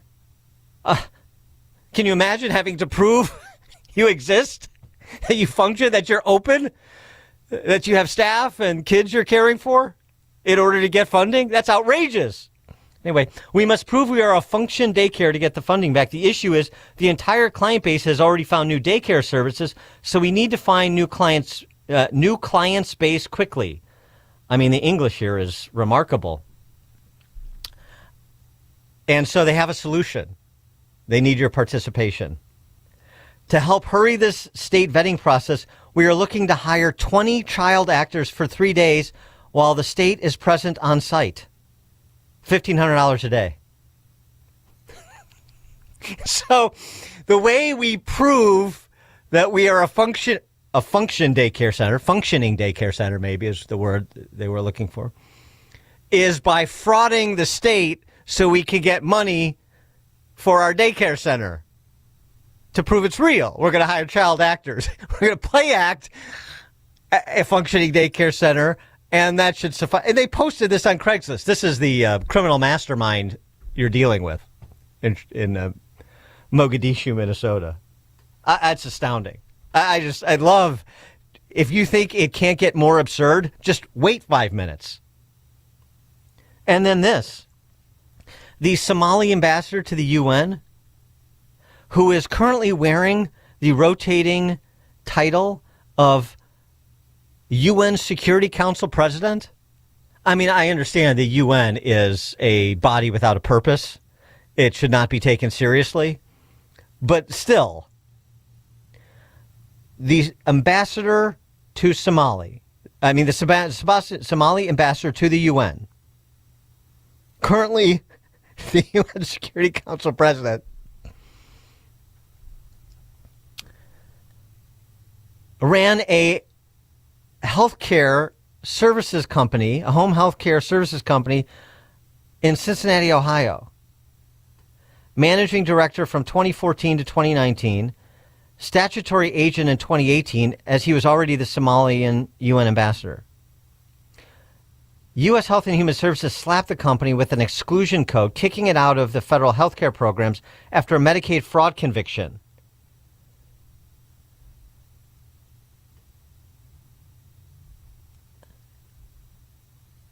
The United Nations Security Council president presiding over anti-U.S. speeches while linked to a taxpayer-funded home health care fraud case in Cincinnati, Ohio. I mean, outside of Ayaan Hirsi Ali, I'm sure a few others, I mean, it really is still a pirate nation. How much has changed since the days of Thomas Jefferson, I wonder? Kevin, Austin, Texas. Sean. I'm not Sean. Gosh. Deanna, I apologize. Yeah, because Sean you should. Because Sean would just say, oh, it's not worth it. Sometimes he's one of those guys. Don't even bother. It may be a function because it is a function of the Democratic criminal organization, so they may be accurate when they use the word function instead of functioning. The way things don't change unless you change the output. If you want different outputs, you got to change the inputs. And one of the things that changed in a lot of the swing states was people got involved at the precinct level. I know it's the same old song, but it's pretty simple, like math. If you change the inputs, the outputs change. Yeah, but here's the I know your precinct level thing, Kevin, but here's the rub. Why am I getting involved in the Republican Party? It is to do what? And that comes from the leadership level. We are in business to do X. This brand Republican Party is a promise to deliver Y. What is it? And until you can answer that question, or local, excuse me, until you can answer that question at the local level. Just let me finish. Until you or somebody in a leadership position can answer that question at the local, the township, the county, the state level in Illinois, there will be no incentive to participate. It's like, you go talk to your neighbors. Okay. And then what do I say when I talk to them? The Republican Party is a promise to deliver X. The Republican Party is distinguished from the other side by Y. So you have to have some identity before you enlist people to participate and distribute them to message. Okay, so it's about working within your sphere of influence. You talked about that earlier. If you go to the precinct level, you raise hell at the precinct meetings, or I don't know how it is in Illinois, or in Texas, it's the Williamson County when the executive committee makes. Those are all the precinct chairs. That's where they start choosing who they put influence on who the different Republican politicians are. That's one place that you can start. And they did have a lot of influence. So it's not just, it's to take over the Republican Party. It's to put pressure on the leadership of the Republican Party. I agree. That's something that they can do. I agree. Thanks for the call, Kevin. So rank and file Republicans have to make better leadership choices. That's one of the issues. Bill, Dyer, Indiana. Yeah, it's a question I've been wondering is how many preschool-age children are actually in Minneapolis? Because you've got hundreds of daycare centers claiming hundreds of kids. I can't believe that there's that many preschool-age kids in that city. I mean, that's got to be an easy number to run back. Well, thanks for the call, Bill. Growing every day. The average number of children per Somali woman is 6.9. Think about that. Dan Proft, Chicago's Morning Answer. Before you see it on TV, share it on Facebook, or read about it in the paper, hear it here first. This is Chicago's Morning Answer on AM 560. The Answer. Well, well, well, look at you. You look handsome in that suit. Sorry, no time for pleasantries. I have a very important meeting. What's with all the forms and charts? I'm meeting with the SEC. The Securities and Exchange Commission? Why? To register Penny Mustard's Spencer bedroom as a security. I'm sorry, what? Think about it. How do we build the Spencer bedroom? With solid wood construction. Forever type bed brackets. And drawer bottoms strong enough to stand on. And how long will it last? For generations. And furniture that lasts for generations is worth more money in the future. So you're saying the Spencer bedroom is a hedge against inflation? I gotta say, you've had a lot of weird ideas. Yeah? But this one might just work. The Spencer bedroom, American-made with queen bed, dresser, mirror, and nightstand. Starting at $62.22 at Penny Mustard. 6 Chicagoland showrooms. PennyMustard.com. Better versions of what people want. Penny Mustard Furnishing. AM 560, The Answer. Good news, he's back in 2026. That sound means it's time for In-Depth History with Frank, the history teacher from Arlington Heights, because there's nothing new in this world. It's just the history you don't know, and Frank does. Frank, take it away. Good morning. Keynesian economists aren't that smart, but they are bright enough to know that taxing consumers now, in order to have the government spend that money, will do absolutely nothing to move the macroeconomic needles of GDP, unemployment, and price levels. They know those two moves, taxing and then spending, counter each other. So their whole system relies upon borrowing money to spend now. That should do the trick. Not so, says 19th century English economist David Ricardo. His Ricardian equivalence is the economic theory that consumers adjust ahead of time to budget deficits by saving more and therefore spending less because of their anticipation of future higher taxes. In other words, tax us now, we spend less, or tax us later and we still spend less. And this was largely proven in the post-war period as domestic savings rates rose from the 1950s through the 1970s when tax rates were at confiscatory levels. Keynesians insist, of course, that government spending itself leads to even more consumer spending because of what they call the multiplier effect. In their terms, the spending of money on a bridge leads to the workers receiving wages who then spend 90% of their wages on goods, leading to even more economic activity.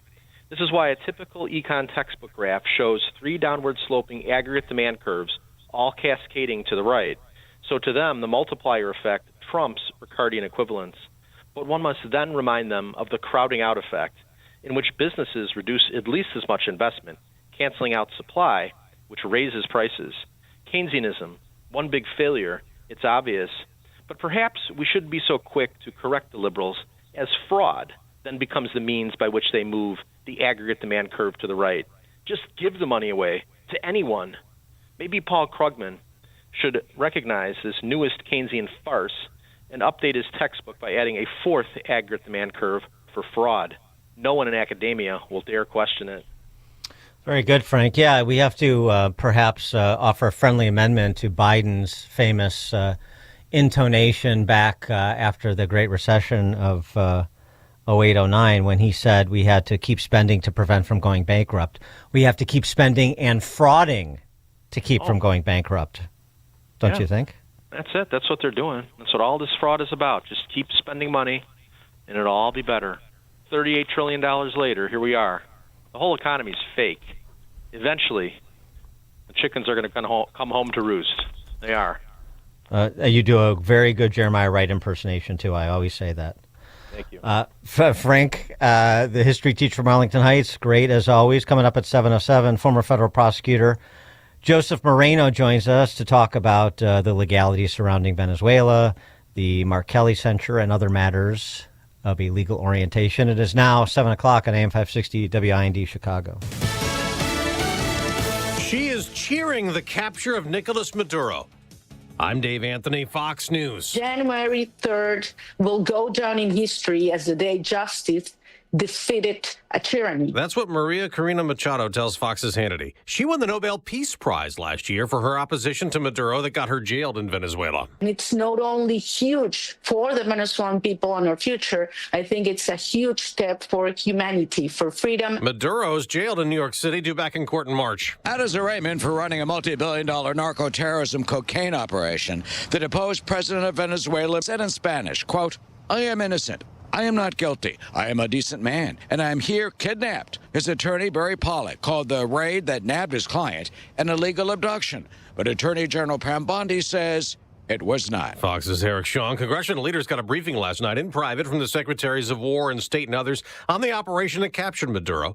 And while Republicans call it justified, Democrats do not, wanting a vote this week on a bill to require President Trump to get approval for future military action in Venezuela. Here's Senate Minority Leader Chuck Schumer. When the United States engages in this kind of regime change and so-called nation building, it always ends up hurting the United States. Ukraine's president is in Paris for talks with the U.S. and our allies on security guarantees if there's an agreement with Russia to stop the war. But there's tension. European leaders back Denmark as the U.S. eyes Greenland. Danish Prime Minister Mette Frederiksen says she believes President Trump's ongoing threat to seize control of Greenland could have catastrophic consequences. The island is a semi-autonomous part of the Kingdom of Denmark, strategically crucial and mineral-rich. PM Frederiksen telling a Danish broadcaster that if the United States chooses to attack a NATO ally, then everything stops. That's Fox's Jonathan Savage. America's listening to Fox News. Good morning. It is 40 degrees here in Chicago on AM 560 The Answer. I'm Stace Keene in the AM 560 newsroom. The Village of Broadview Board has voted to restrict where ICE facilities can operate. The board voted to ban ICE from being within 1,000 feet of residential areas, schools, daycares, and other public areas. Chicago Mayor Brandon Johnson says 2025 was one of the safest years the city has had in decades. Through December 30th, Chicago recorded 416 homicides. That's fewer than any year since 1965. The city also reported fewer shootings, robberies, and vehicular hijackings. The mayor's office credited the combined work of the Chicago Police Department, Community Violence Intervention Partners, and community-based organizations, as well as the Johnson administration's, quote, strategic investments. Meanwhile, President Donald Trump countered, saying that federal law enforcement helped to bring down crime here in the city. Orland Park officials say the Village Plans Commission will be meeting today to consider Amazon's proposal for a retail development and warehouse component in the suburb of southwest of Chicago. That plan will involve the redevelopment of roughly 229,000 square feet. Village officials say the projected sales tax revenue from the proposed commercial development will more than cover the costs associated with street expansion near 159th Street and LaGrange Road. And Chicago police are asking for your help in locating a teacher who was last seen on Saturday. Police say 53-year-old Linda Brown is 5 feet tall. She weighs approximately 130 pounds, has a fair complexion with brown eyes and brown hair. Officials say she may be driving a blue Honda Civic and may need medical attention. Anyone with information on Linda Brown's whereabouts is asked to contact 911. This report is a service of AlmostFreeTeeth.com. Big savings on full mouth dental implants are here at AlmostFreeTeeth.com. Medical insurance can make what used to cost a fortune surprisingly affordable. Don't wait. Take the 60-second quiz to see if you qualify at AlmostFreeTeeth.com. A check of the roads is coming up in 2 minutes on AM 560, The Answer. Mike Gallagher stands up to the bullies. I think this boils down to recognizing the actual evil that we're facing. It is absolute evil to attack Erica Kirk. There's no gray area here. You want to sit around and attack a grieving widow who just months ago lost her husband. You're rotten to the core. Your soul is gone. The Mike Gallagher Show, weekdays at 9 on AM 560. The Answer. Wesley Financial Group is not a law firm. I'm Chuck McDowell, founder of Wesley Financial Group. Did you buy a timeshare because they told you it was a great investment? That's a lie. Most timeshares can be bought online for $1. To find out what your timeshare is worth and to cancel it, call us today and we'll send you our timeshare exit kit free with all your options for cancellation. Call Wesley for your free exit info guide. 800-486-9600. That's 800-486-9600. Welcome to the most wonderful time of the year, when millions of Americans open their credit card statements, scream in terror, and start looking for new ways to save money. If that's you, why not cut your wireless bill in half with a saver plan from Pure Talk? You'll get unlimited talk, text, and 3 gigs of high-speed data on a super fast 5G network for just $20 a month. Ho, ho, ho. Just dial pound 250, say micro, and Pure Talk's U.S. customer service team will help you switch in minutes. Again, talk, text, and data for just $20 a month. The following is not an actor, but a real-life story from Trinity Debt Management. Every day I speak with people who are worried and are feeling a lot of pressure because of credit card debt. That's why I'm very proud of what we do at Trinity. We just help. We give people the support they need, along with a real plan to become debt-free. Credit card bills are consolidated into a single monthly payment that is much less than what they were paying before.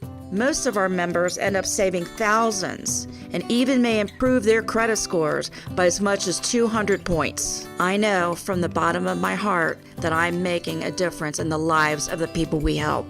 It just makes me really happy. If credit card debt has you down, call Trinity at 1-800-990-6976. My name is Julie, and I'm a Trinity counselor. Call me and become debt-free for keeps. 1-800-990-6976.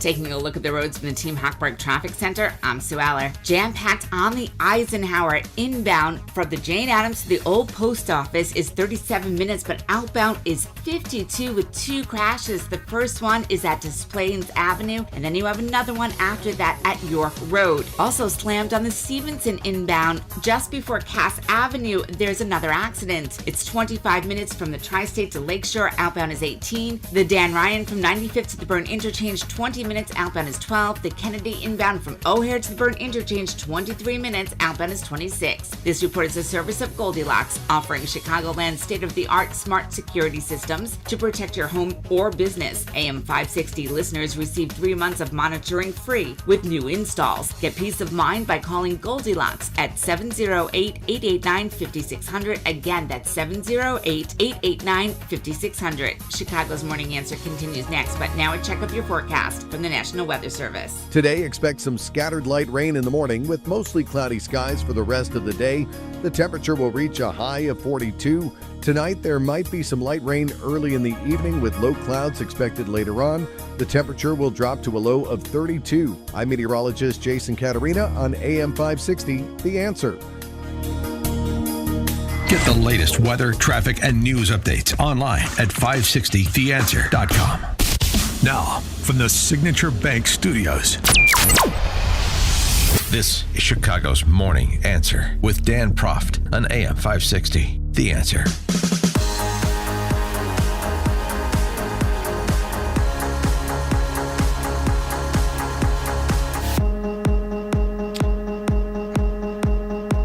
Top of the morning, Dan Proft here. This was Pagliacci Schumer back in 2020 on the Senate floor, jawboning President Trump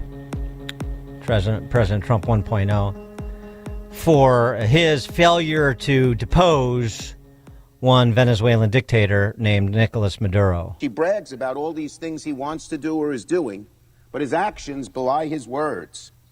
Maybe the best metaphor was his claim to bring democracy to Venezuela. There was a big policy there. It flopped. If the policy was working, Juan Guaido wouldn't be in the balcony here. He'd be in Venezuela. He'd be sitting in the president's palace, or at least waging a fight to win. He's here. And the president brags about his Venezuela policy? Give us a break. He hasn't brought an end to the Maduro regime. The Maduro regime is more powerful today and more entrenched today than it was when the president began. Well, yeah, it turns out it's a bit of a process, isn't it there, Chucky? And maybe if President Trump was reelected in 2020, there wouldn't have been the interruptus of the last 4 years where Maduro was able to persist in his dictatorial ways. So that's what Chucky Schumer and Chris Murphy and the whole raft of leftists was saying back then. We're the ones who are tough on Maduro. We're the ones that are going to give him the what for. 4 years later? After the raid that led to the capture and extradition of Maduro and his wife? Pagliacci Schumer singing a different tune for his buddy Clinton Foundation donor zero, George Stephanopoulos, on Sunday. Well, the next question is very simple, and that is that we have the War Powers Act. That's a privilege resolution, which means the Republicans can't block it. Tim Kaine and I and Rand Paul are sponsors of it. It's going to come to the floor this week, and if it is voted for, if it's voted positively in both houses, then the president can't do another thing in Venezuela without the okay of Congress. We have to pass it. Yeah, so why weren't you saying that in 2020? Mr. President, come ask us to authorize an incursion into Venezuela and invoke the War Powers Act, and we will support you. No, because it was a rhetorical position. Of course. And Chuck Schumer on a press call after the successful mission over the weekend, absolute resolve, said this. President Trump say that he intends for the United States to run Venezuela. It was reckless. It was dangerous. And looking at the president's demeanor, he didn't even seem to be aware of how dangerous and reckless it is. Let me be clear. Maduro is an illegitimate dictator, but launching military action without congressional authorization, without a credible plan for what comes next, is reckless. Yeah, Now, he was reckless when he didn't launch a mission to take out Maduro, even though it was under the Biden administration in which he was indicted. The Biden administration, which ratcheted up the bounty on him, $25 million. Biden himself, the big guy, ratcheting up the rhetoric about how he was going to be the tough guy. And now it's reckless that he did it successfully. And of course, because of the Noriega standard, I think it's pretty persuasive that he did not need congressional authorization. The idea that there is no plan is belied by reporting that suggests that the president was essentially relying on the CIA's assessment of the options once Maduro was captured. And the suggestion was that Delcy Rodriguez, the Maduro VP, who has now been elevated, even though she was Maduro's VP and she's a thug too, in the short term, the opposition party led by Edmundo Gonzalez, who had the election stolen from him in 2024, and Maria Machado, who is, still in exile, they were not best positioned to take over, at least in the short term.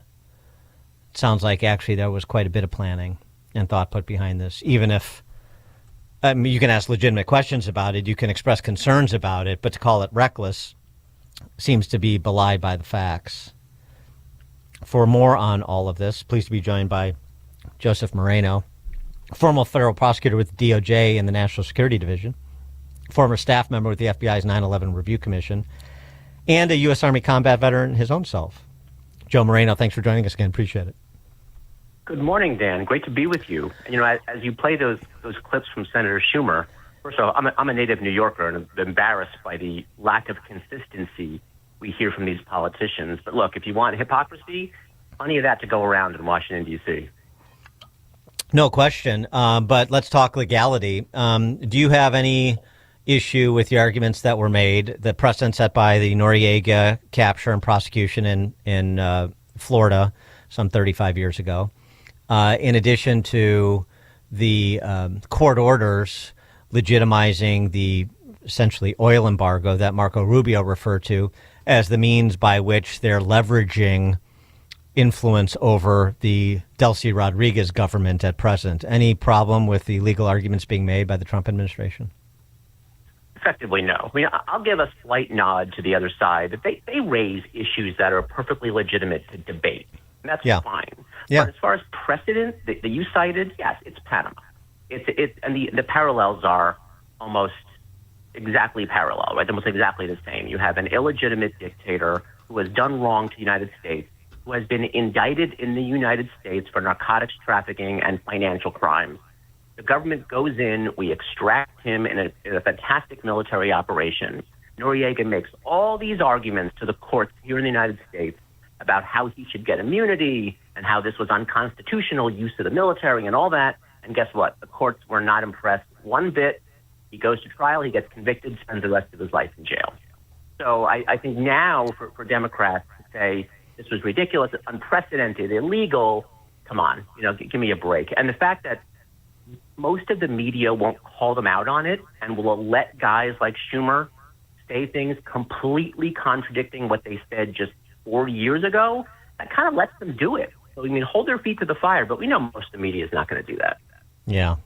I wanted to get your legal opinion on another matter, particularly as a U.S. Army veteran yourself. The censure and the reduction in retired grade that has been initiated against Mark Kelly, the senator from Arizona, for that video he and other veterans on the other side, on the Dem side, cut last year saying, to the enlisted men and women, you don't have to follow an unlawful order. And it was treated by Hegseth and the Trump administration as borderline, if not across the line, an act of sedition. I don't know if it rises to that level, but clearly Mark Kelly's not being prosecuted, so they didn't believe at the end of the day that it rises to that level or that it was worth trying to make out that argument. But they are punishing Kelly with a retirement grade reduction, resulting in a reduction in his pension, as well as a formal letter of censure. What do you think of that response to what Kelly specifically did? Well, first off, I thought that video was just absolutely shameful. Aside from the fact that it was just incredibly condescending, right, to soldiers who are darn it know what's illegal and not illegal. And for them, these senators to just sort of tongue-in-cheek say, hey, just reminding you, don't follow illegal orders, already is just sort of such a talking down to our million members of the Army alone, not to mention the other branches. The real danger, though, is that most soldiers are not lawyers, but they're also not stupid. And the issue in the news right then was the use of the National Guard, right? And you had courts in California, district court saying it was illegal. Then you had a court of appeals at the Ninth Circuit saying, no, it was legal to use the Guard. There's courts in Chicago, there's courts in D.C., all dealing with this. So it's confusing, right? It's legitimately confusing. So how would Mark Kelly and the other members of Congress who made that video, how would they feel if individual soldiers on a case-by-case basis said, you know what, I'm not sure if this is legal. I don't want to get in trouble, so I'm not going to show up for duty. Can you imagine the chaos that would ensue? And I kind of feel like that's what they wanted. So I think I would make that argument. Like, look, this isn't just some innocent reminder. This was in the height of some very difficult legal issues that were being worked through, and they were clearly signaling to the soldiers, like, hey, you don't want to follow these orders, don't do it, and there won't be any consequences for you. So I agree. Court-martialing is probably not going to happen because this was behavior that took place after retirement. But if you're taking a pension for life, there are certain Uniform Code of Military Justice responsibilities that follow you into retirement. Sedition is one of them. So look, I don't know if the Department of War will be successful in this process, but I understand why they're trying, and they definitely have an argument on their side as well as to why Senator Kelly should be reduced in rank. And before we let you go, I did want to get your comment on what was made public last week by the House Judiciary Committee, and that is the deposition of former Special Counsel Jack Smith. Spent more than 8 hours before lawmakers and made, obviously defended his attempted prosecutions of President Trump and called him the most culpable figure in this conspiracy to incite an insurrection and overturn an election effectively. Smith showed his cards back when he was serving as special counsel in that he was so hyper aggressive, right? It was so clear that he was doing everything he could to bring his cases in parallel, right? One in Florida, one in D.C. before the 2024 election. It was so obvious that he was trying to prevent Donald Trump from getting reelected. And that, I think, is all you need to know. Prosecutors are not supposed to act like that. We're not supposed to take political environments into account when we bring cases. So I think that alone showed that his hypocrisy in bringing the classified documents case, despite the fact that we know Hillary Clinton, Joe Biden, plenty of others, took classified documents without consequence, and the aggressiveness and the timing by which he brought those cases, that shows that he wasn't just some innocent prosecutor bringing prosecutions against the defendant. He was a political pit bull doing all he could to impact the election. Joseph Moreno, former federal prosecutor at the DOJ's National Security Division, former staff member with the FBI's 9/11 Review Commission, and a U.S. Army combat veteran. Joseph Moreno, thank you as always. Appreciate your time. Thanks, Dan. Happy New Year. Happy New Year. And he joined us on the Turnkey.Pro answer line. Hear about the big stories of the day, then talk about them right here on Chicago's Morning Answer on AM 560. The Answer. Listen, I'm going to be straight with you. Pain doesn't just hurt your body, it cripples your life. I know this because I've seen it with people I care about. If joint pain is holding you back, start the new year by doing something different. There's a way to get real relief without surgery and without putting your life on pause. But you have to take that first step and contact my friends at QC Kinetics. They provide regenerative treatments that help your body repair the areas that are causing pain. I've talked to people who've been through this. These are real results. Achy knees, hips, shoulders, wherever it hurts, instead of facing surgery that sidelines you for months, QC Kinetics treatments happen in the office.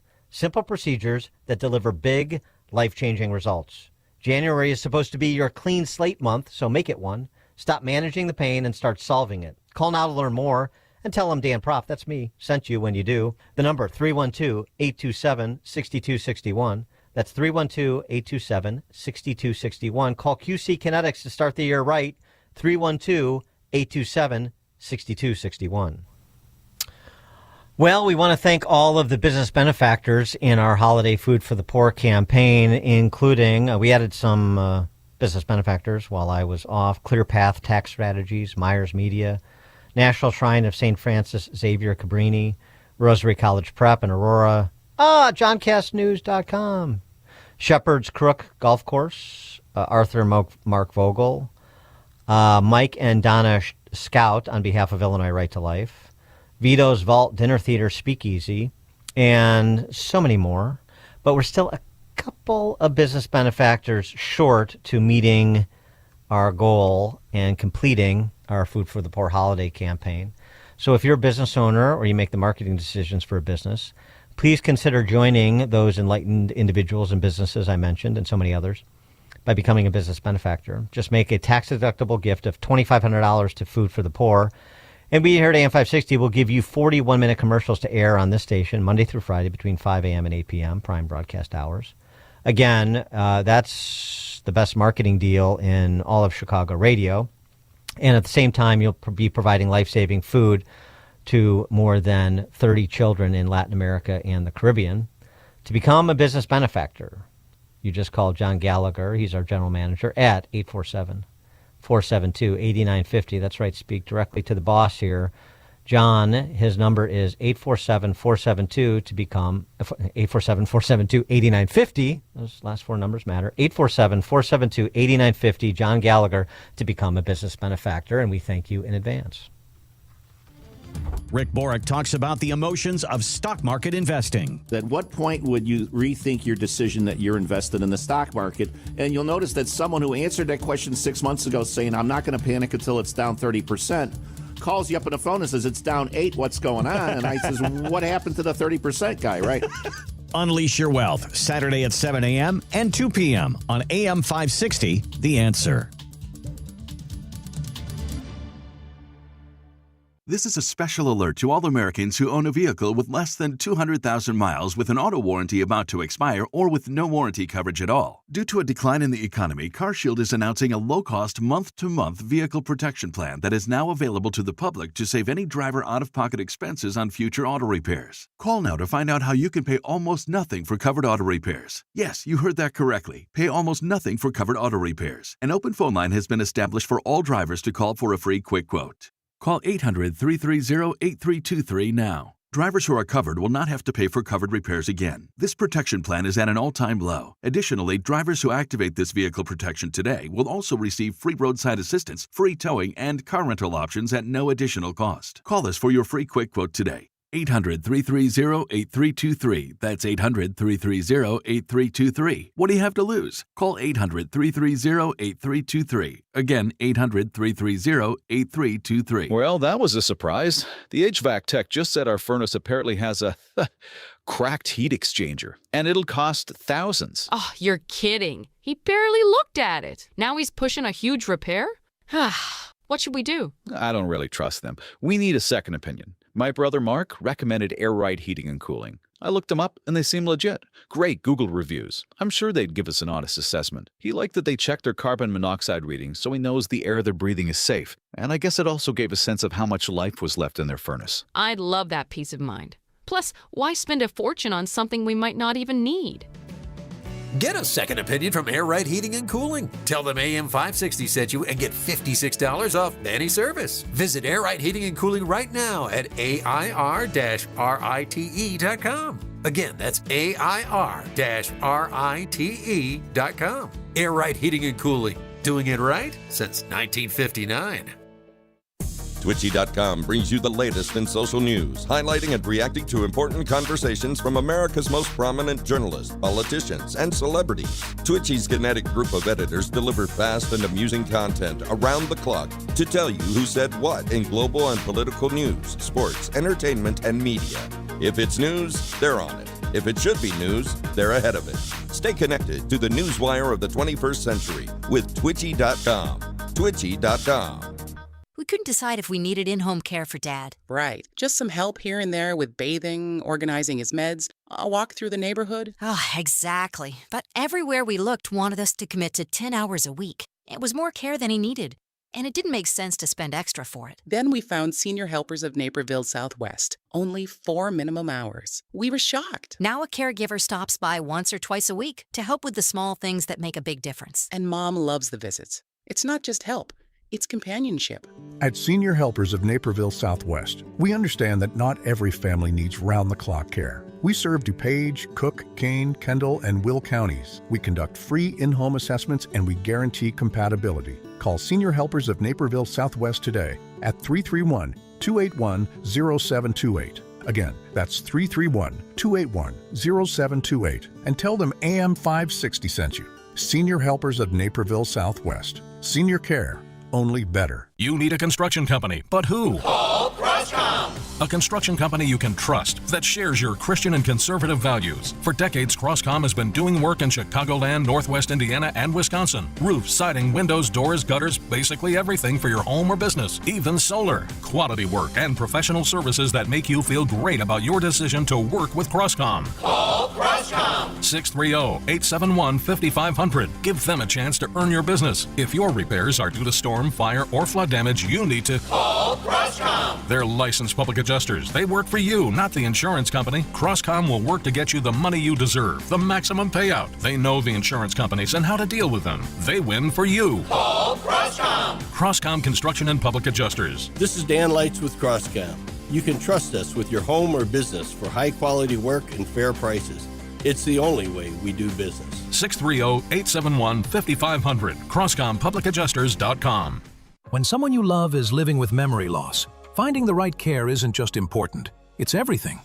At Terra Vista of Oak Brook Terrace, memory care isn't an add-on, it's all we do. When Mom moved into Terra Vista, everything changed. She's safe, engaged, and surrounded by people who truly understand dementia. And I finally get to just be her daughter again. Terra Vista was built specifically for caring for those with Alzheimer's and other types of dementia, with secure indoor and outdoor spaces, innovative therapies, and a community that feels like home.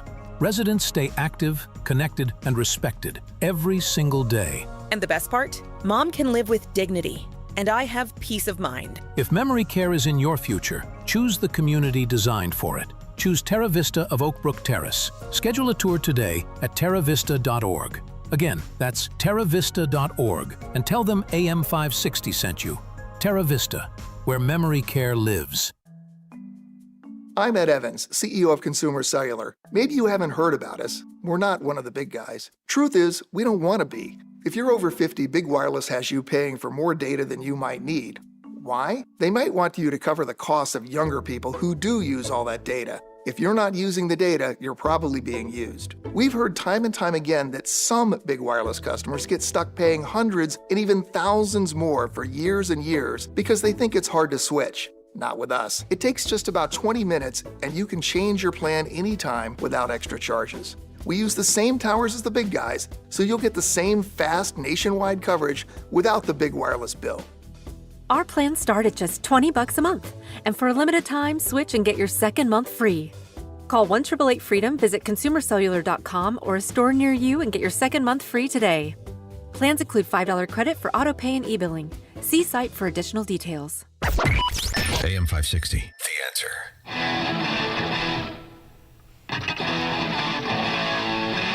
Top of the morning, Dan Proft here. Coming up at 7:37, it's a race to the bottom. BLM Brandon restates his opposition to ICE. Yeah, he wants to abolish ICE. He always has. Mom Donnie does him one better. His director of his new Office of Tenant Rights or some such thing wants to eliminate private property in New York City. And that should go over well.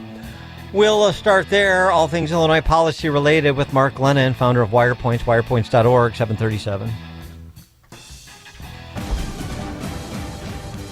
Good morning. It is 40 degrees in Chicago on AM 560 The Answer. I'm Stace Keene in the AM 560 newsroom. The Illinois Department of Public Health and numerous health departments across the Chicago area have issued warnings as hospital admissions and positive tests for flu continue to rise in our area. Officials say flu symptoms typically begin 1 to 4 days following exposure. Symptoms can include fever, cough, sore throat, and muscle and body aches. Officials say the best protection for the flu is to get vaccinated. Peoples Gas has filed paperwork asking to increase their fees. According to a press release, the utility company said it filed the request with the Illinois Commerce Commission to establish the new rates beginning in 2027, explaining that the hike is, quote, critical to ensuring ongoing safety and reliability as the utility replaces more than 1,000 miles of old iron pipes from Chicago's heating system. If approved, customers would see an increase of $10 to $11 on their monthly bills. This report is a service of Salem Surround, a local digital marketing agency providing high-performing digital solutions to surround your target audience. Go to surroundchicago.com today. A check of the roads is coming up in 2 minutes on AM 560, The Answer. Larry Elder wants facts in the argument. It just drives me crazy whenever there is a mass shooting and the immediate call for people on the left to demand more gun control. Never, even on Fox, do you hear somebody say, well, let's also consider how often Americans use guns to save lives, themselves or others, or bodily injury. It just seems to me that should be relevant. The Larry Elder Show, weeknights at 8, right before Sean Hannity at 10 on AM 560. The Answer. Don't miss In Grace with Pastor Jim Scudder Jr., now heard on Sunday mornings at 7:30. Tune in and find hope as Jim Scudder explores God's Word and His world each Sunday morning right here on AM 560. The Answer. It's Reveille. After a dozen years of planning by their founders, Prairie Food Co-op opened in Lombard, Illinois last July. It's a for-profit, community-owned grocery store. Now, anytime you hear the word community used this way, it should raise more red flags than a Soviet military parade. Their website notes that their goal is to be both owned by the community members and run democratically. The co-op aims to provide locally sourced, sustainable food, and a core value of the co-op is to put people over profits. If this all sounds too good to be true, it's because it is. In fact, it's another abuse of taxpayers and a scam. First, they may think profits are bad, but they like tax money and received over $1.5 million in state and federal grants to open the store. These taxes were generated, of course, by taxing the profit from actual for-profit grocery stores. This is all a marketing scheme, too. Their store is not filled with locally sourced, sustainable products. Illinois raises a lot of Angus beef, but their hamburger was from Minnesota. They had strawberries from California, pasta from Italy, and canned goods from China. And nearly all their products could be found in the nearby Jewel store. A similar co-op store in Woodstock opened in 2024. In order to get approved by the FDA, their feasibility study required them to have enough cash reserves for 3 years. To no one's surprise, but the leftists who bought into the idea that running a boutique store that doesn't have the volume to make up for the low profit margins endemic of grocers, 20 months later, the store is in need of tens of thousands of dollars to stay open. Are other leftists like Pritzker, Brandon Johnson, and New York City Mayor Mandani, who think government-owned grocery stores are a good idea, paying attention? If not, I hope voters are. I'm Jeannie Ives. Listen to The Real Story on Sunday from 7 to 9 p.m. and sign up for my newsletter at breakthrough-ideas.com. The fight against sexual exploitation begins at home. Sexual exploitation is no longer a distant issue. It's happening here in our communities, schools, and even our homes. Every day, millions of Americans are targeted and trapped through manipulation, coercion, and deception. Sexploited in America, The Invisible War is a powerful docuseries exposing the hidden systems and cultural blind spots that allow exploitation to thrive, and gives a voice to the survivors and families forever changed by it.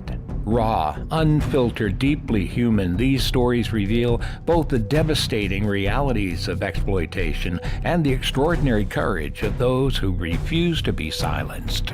Sexploited in America, the docuseries is presented by AGA Media and available to everyone now at salemnow.com. Start the new year off on a healthier note by taking active liver supplements from New Nordic every day. Available online at Amazon or NewNordicUSA.com. or at your local CVS, ShopRite, Meijer Grocery, or Wegmans.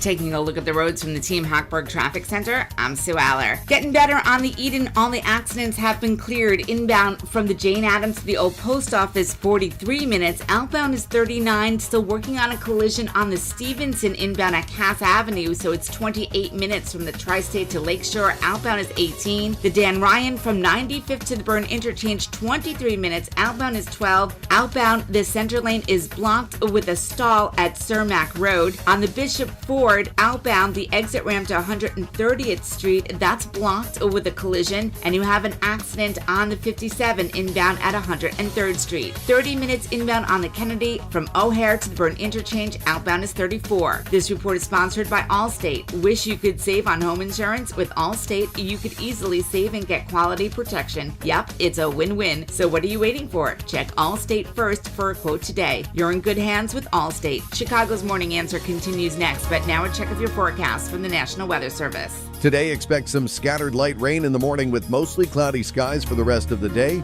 The temperature will reach a high of 42. Tonight, there will be a chance of light rain early in the evening with low clouds later on. The low temperature will be around 32. I'm meteorologist Jason Caterina on AM 560, The Answer.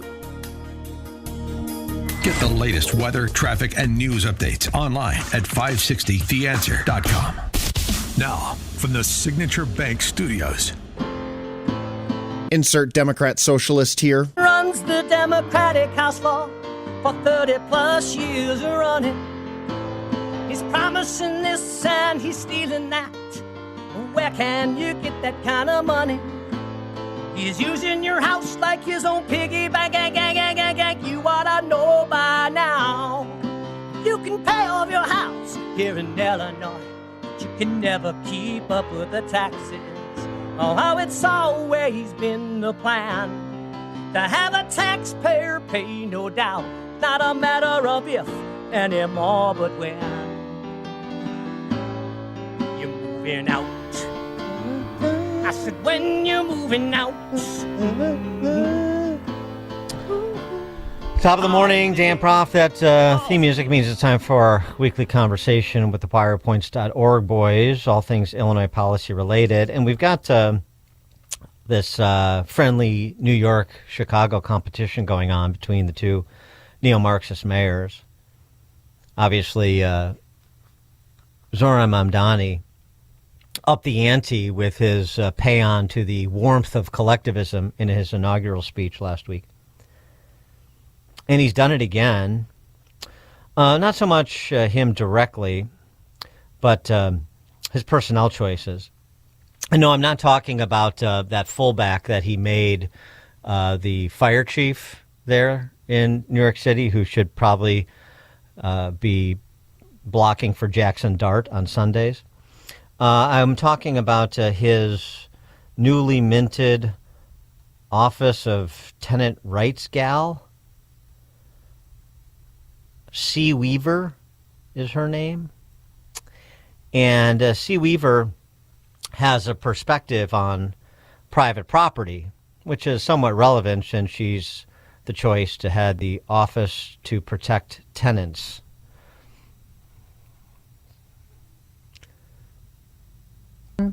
I think the reality is that for centuries we've really treated property as an individualized good and not a collective good, and we are going to transitioning to treating it as a collective good and towards a model of shared equity will require that we think about it differently, and it will mean that families, especially white families, but some POC families who are homeowners as well, are going to have a different relationship to property than the one that we currently have.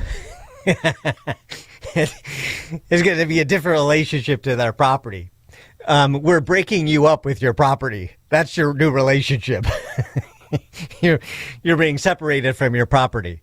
No, we're not seizing it. Although, actually, in her now deleted X account, she literally said, quote, seize private property, exclamation point, unquote. Because, quote, private property, including the kind of especially homeownership, is a weapon of white supremacy masquerading as, quote unquote, wealth building public policy. Okay. So that's C. Weaver, part of the Mamdani team, helping him bring his vision to reality, immanentizing the eschaton in New York City. Back home in Chicago, not to be undone, BLM Brandon, on the occasion of the fun bread and circuses game of naming Chicago snowplows. That's fun. Submit your name for the Chicago snowplow, and we'll have a little contest, and we'll distract you from the chaos and mayhem and financial mismanagement at least for the holidays. Well, here's BLM Brandon announcing the winner of 2025's Name That Snowplow game, and offering a policy statement in support of the winner of the Name the Snowplow game. In fact, there are only two other entities that have a larger budget than ICE. It's the United States military and it's China's military. And he has used it as a privatized force to enact terror. And not just terror, but a great deal of harm against people.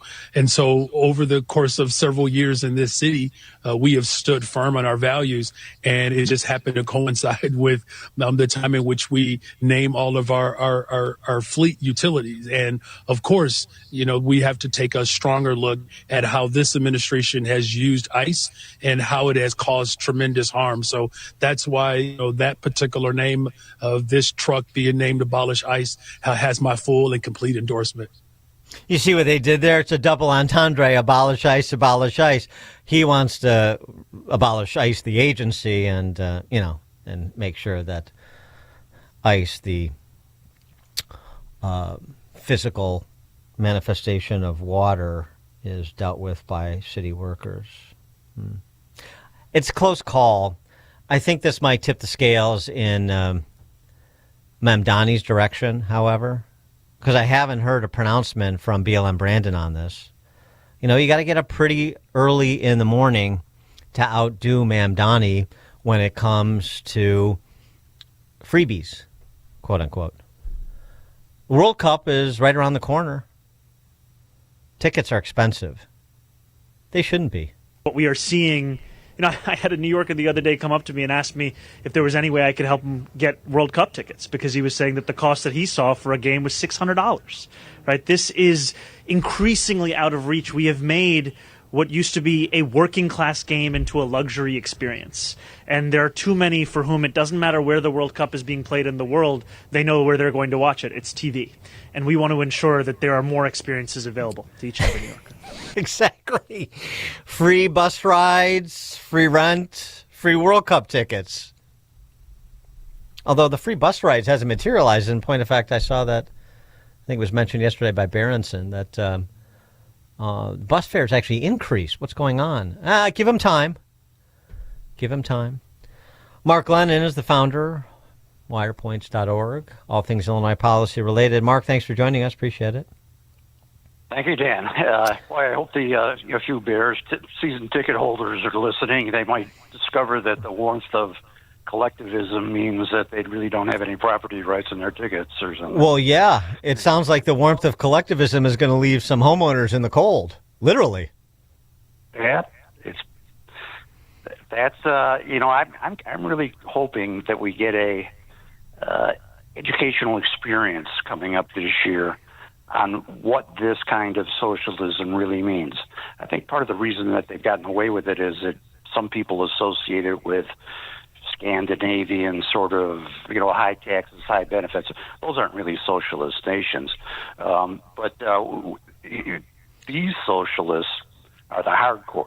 I mean, they're really truly Marxist, and it runs through much of what they say, and you got to start paying attention to what they really want, because it's radical. And it includes open borders, which is clearly what here in Chicago we're trying to accomplish by undermining enforcement of federal immigration law. Yeah, on one hand, I listened to that Office of Tenant Rights person talking about the change in a private property owner's relationship with his property that's coming. And I think, oh boy, I can feel the value of my home in Southwest Florida increasing, through greater demand from places like New York. But on the other hand, you know how these things normally work. All the workers of the world unite rhetoric notwithstanding, we've seen this in Chicago. The elites, those millionaires and billionaires that they profess to hate so much, they usually get exempted out of most of the pain, don't they? They do. Obviously, they can move. It's a very fluid situation, with where these people file their taxes. The IRS data don't lie on where they're leaving. This is costing Illinois hundreds of billions of dollars of lost revenue. The trajectory is absolutely clear. And these people got to be exposed for what they're doing, and hopefully this is going to be the year. The other matter, too, I just wanted to fold this in since we're celebrating redistribution in all of its many varied forms. University of Illinois enjoys more state taxpayer support than any other university in the Big Ten. I think that's still the case, even as the Big Ten has expanded into the Big 42 or whatever it's at now. It also has the second highest in-state tuition in the Big Ten, behind only Penn State. Gee, see if people can connect those dots. Most subsidized, second highest tuition. Anyway, I digress. University of Illinois hosted a state-funded committee meeting where professors advocated for reparations. This, of course, was backed by the General Assembly. We find this commission established by the General Assembly to study reparations and discuss the implementation of measures to ensure equity, equality, and parity for African American descendants of slavery, and so on and so forth. And you had a couple of state-funded professors and other functionaries there to flack for reparations. I just offer this in the context of a conversation about state support for the state schools, about the tuition that people pay for in-state and at a land-grant university like U of I, as well as the larger issues of access. This is an issue that I think has more resonance in the suburbs than maybe the political parties realize if it was discussed in greater detail. You have a lot of people who play by the rules living in the suburbs. Their kids are putting together good academic records, in both the academic as well as the extracurricular sides. They have high test scores, and it's difficult to afford for some middle-income families, and it's difficult to get access to across the socioeconomic range because U of I is so preferential to, for example, Chinese nationals. Yeah, Steve Cortez has been doing, as you probably know, a wonderful set of short documentaries, and has done one. I think it might be out soon, if it isn't out already, on University of Illinois and its Chinese students. Hopefully that's going to start generating a lot of attention to that particular problem, as well as the wokeness that remains at the University of Illinois. Some of these schools are sitting ducks if Trump wants to go after them. He's focused his attention on Harvard, just pounding the daylights out of Harvard. But a lot of these schools are guilty of the same kinds of things that have irritated Trump. And University of Illinois Northwestern has to be at the top of the list. A faculty member at a different university who's in a similar situation, not in Illinois, told me, there but for the grace of God go we, referring to Harvard. That is, these problems run through these universities, and Trump obviously was looking for targets in Illinois to beat on, and I'd be darn worried if I were an administrator at the University of Illinois. Yeah, per Steve Cortez, you're right about his forthcoming documentary on the topic. In 2000, U of I had 37 Chinese students, Chinese nationals. 37 in 2000. Today, 6,000 Chinese nationals enrolled at the University of Illinois. So foreign students are displacing American kids. I mean, it's pretty straightforward. And I'm not suggesting necessarily a ban on Chinese nationals coming or any other countries, young people coming and getting educated here. We want talented people to come and matriculate at our universities and perhaps emigrate here and enrich the nation with their abilities and talents accordingly. That's the program. That's a philosophy, but I don't know that what we're doing right now is doing that. And particularly with a public land-grant university, it's really violative of the implicit promise of a land-grant university. And I think a bigger issue should be made of that. You're exactly right. The University of Illinois is in a different situation than some private universities just for that reason. They've should see themselves as having a special obligation to the people of Illinois who have funded most of it for so many years. That's a different topic when it comes to foreign students, or a different topic when it comes to universities like that. I hope they really crack down on it. We had the big news that Chicago murder rate was down, the most year over year. It's been down in 60 years. Still, in aggregate, had the most murders of any major city in the country, even though it's the third most populous. So the celebration should be a little bit muted. I'm all for fewer violent crimes. But in terms of, the work to do and what could easily be done to significantly reduce violent crime more so than sort of the national trend is doing, because of various dynamics that have nothing to do with the public policymakers here. Right in the new year, here we go again. A convicted felon who attacked and robbed a pregnant woman inside a CTA station in the Loop was on, say it with me, electronic monitoring at the time of the crime, despite warnings to a Cook County judge that the man was violating his stay-at-home orders, according to court records. The latest in a rapidly growing number of incidents that point to persistent failures in the day-to-day operation of electronic monitoring that we know all too well. Preventable crime. And I know the newly minted Chief Judge Beach there has got some sort of urgent committee that's doing a comprehensive review of electronic monitoring, and he essentially wants to offload it onto the state. But this seems to me another area where there should be intense focus, because it is such an easy fix to prevent serious crime that we see happening over and over and over again. And people throw up their hands and say, well, there's nothing we can do. There absolutely is something we can do, and it's quite simple. And Chicago won't do it. This is another example of where Springfield should be acting, but isn't. And of course, they passed the Safety Act at a statewide level. That's a similar problem to the electronic monitoring abuse. We got to get different people in the state government to fix these things, and this problem's not going away. Thank goodness that people are still focused on this crime issue, even though national numbers have been improving in Chicago to some extent with it. But crime is a horrible problem. It's part of what's killing Chicago, and the state needs to do its part to fix it. Yeah, I mean, if nobody wants to do it, DART doesn't want to do it, the chief judge doesn't want to do it, how about somebody, talk about another opportunity to fill the leadership void, somebody step up and say, we'll take control of it, the state, or I don't know, a consortium of county sheriffs in counties that are interested in the rule of law. I don't know.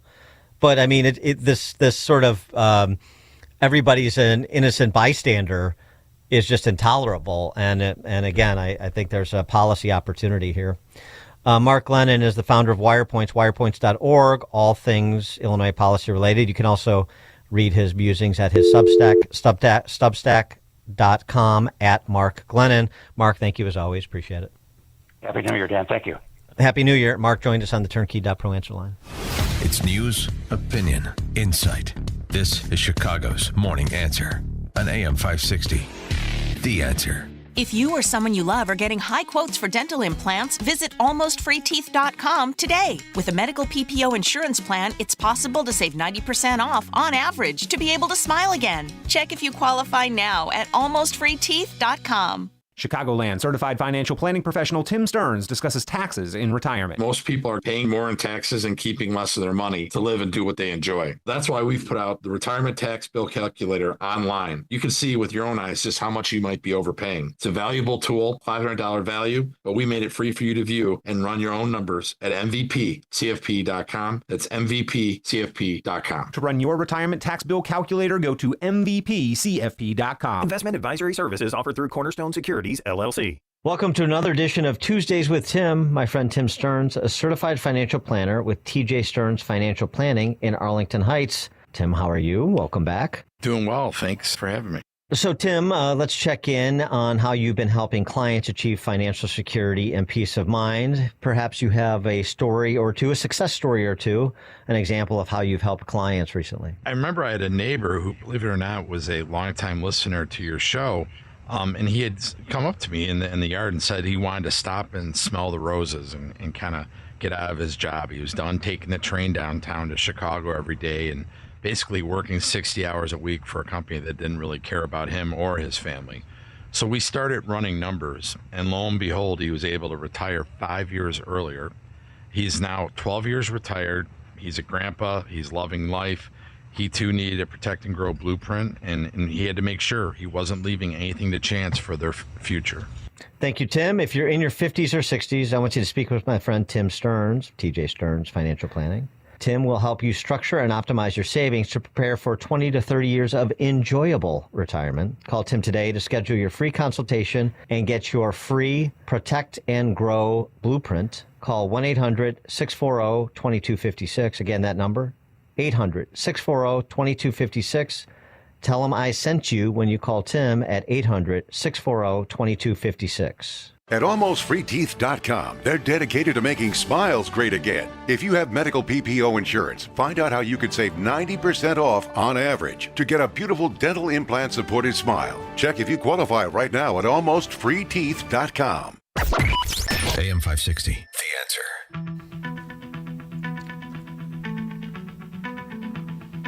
Text from 219, there's one way Mom Donnie can help with World Cup tickets, make scalping illegal. Yeah, well. Okay. Coming up at 8:08, it is the 5th anniversary of Jan 6, is it not? It is. Tom Caldwell was one of those caught up in Jan 6, a Navy veteran. He was arrested, tried, thrown in jail. He's written a book about it, The Mouths of the Wicked, a true January 6 story of corruption, persecution, survival, and victory. We'll hear Tom Caldwell's story and talk about the implications of what happened on J6 and what the federal government's response was at 8:08. It is now 8 o'clock on AM 560, WIND Chicago. Democrats still oppose what President Trump did in Venezuela. I'm Dave Anthony, Fox News. The Venezuelans and the world are better off without Maduro. But Democratic Senator Jeanne Shaheen just told Fox there are a lot of questions still about the U.S. operation capturing Venezuelan leader Nicolas Maduro, who pleaded not guilty in New York yesterday to narco-terrorism and other charges. This was not regime change. We haven't seen the people around Maduro have been removed or that they're going to behave differently. So that's the question. What's going to happen next? Republicans back what the president did, with House Speaker Mike Johnson saying after congressional leaders got a private briefing from the Secretaries of War and State, the U.S. military operation in Venezuela was a decisive and justified action. But Senator Shaheen and some Republicans worry about the U.S. going into Greenland next. Needlessly dangerous. That's how the bipartisan Congressional Friends of Denmark caucus describes discussions of annexing Greenland, an idea pushed by President Trump from the start of his second administration. They argue Denmark has been moving in lockstep with the U.S. in Greenland for decades by accepting every request to increase a military presence to deter Russia and China. The president has shown an interest in the island for defense reasons and its natural resources. That's Fox's Ryan Schmelz. Opening statements are coming this morning in Texas, and the first trial stemming from the Uvalde school massacre. Adrian Gonzalez is charged with 29 counts of child abandonment or endangerment. The former Uvalde school police officer was one of the first officials to respond to the 2022 mass shooting at Robb Elementary, where a gunman killed 19 students and 2 teachers. Fox's Kristen Goodwin. It took law enforcement over an hour to go into the classroom to kill the gunman. President Trump just posted on Truth Social a fraud investigations begun in California, calling that state more corrupt than Minnesota, where there are multi-billion-dollar fraud allegations. The Trump administration is freezing some funding to California and Minnesota and 3 other states run by Democrats, Colorado, Illinois, and New York. America's listening to Fox News.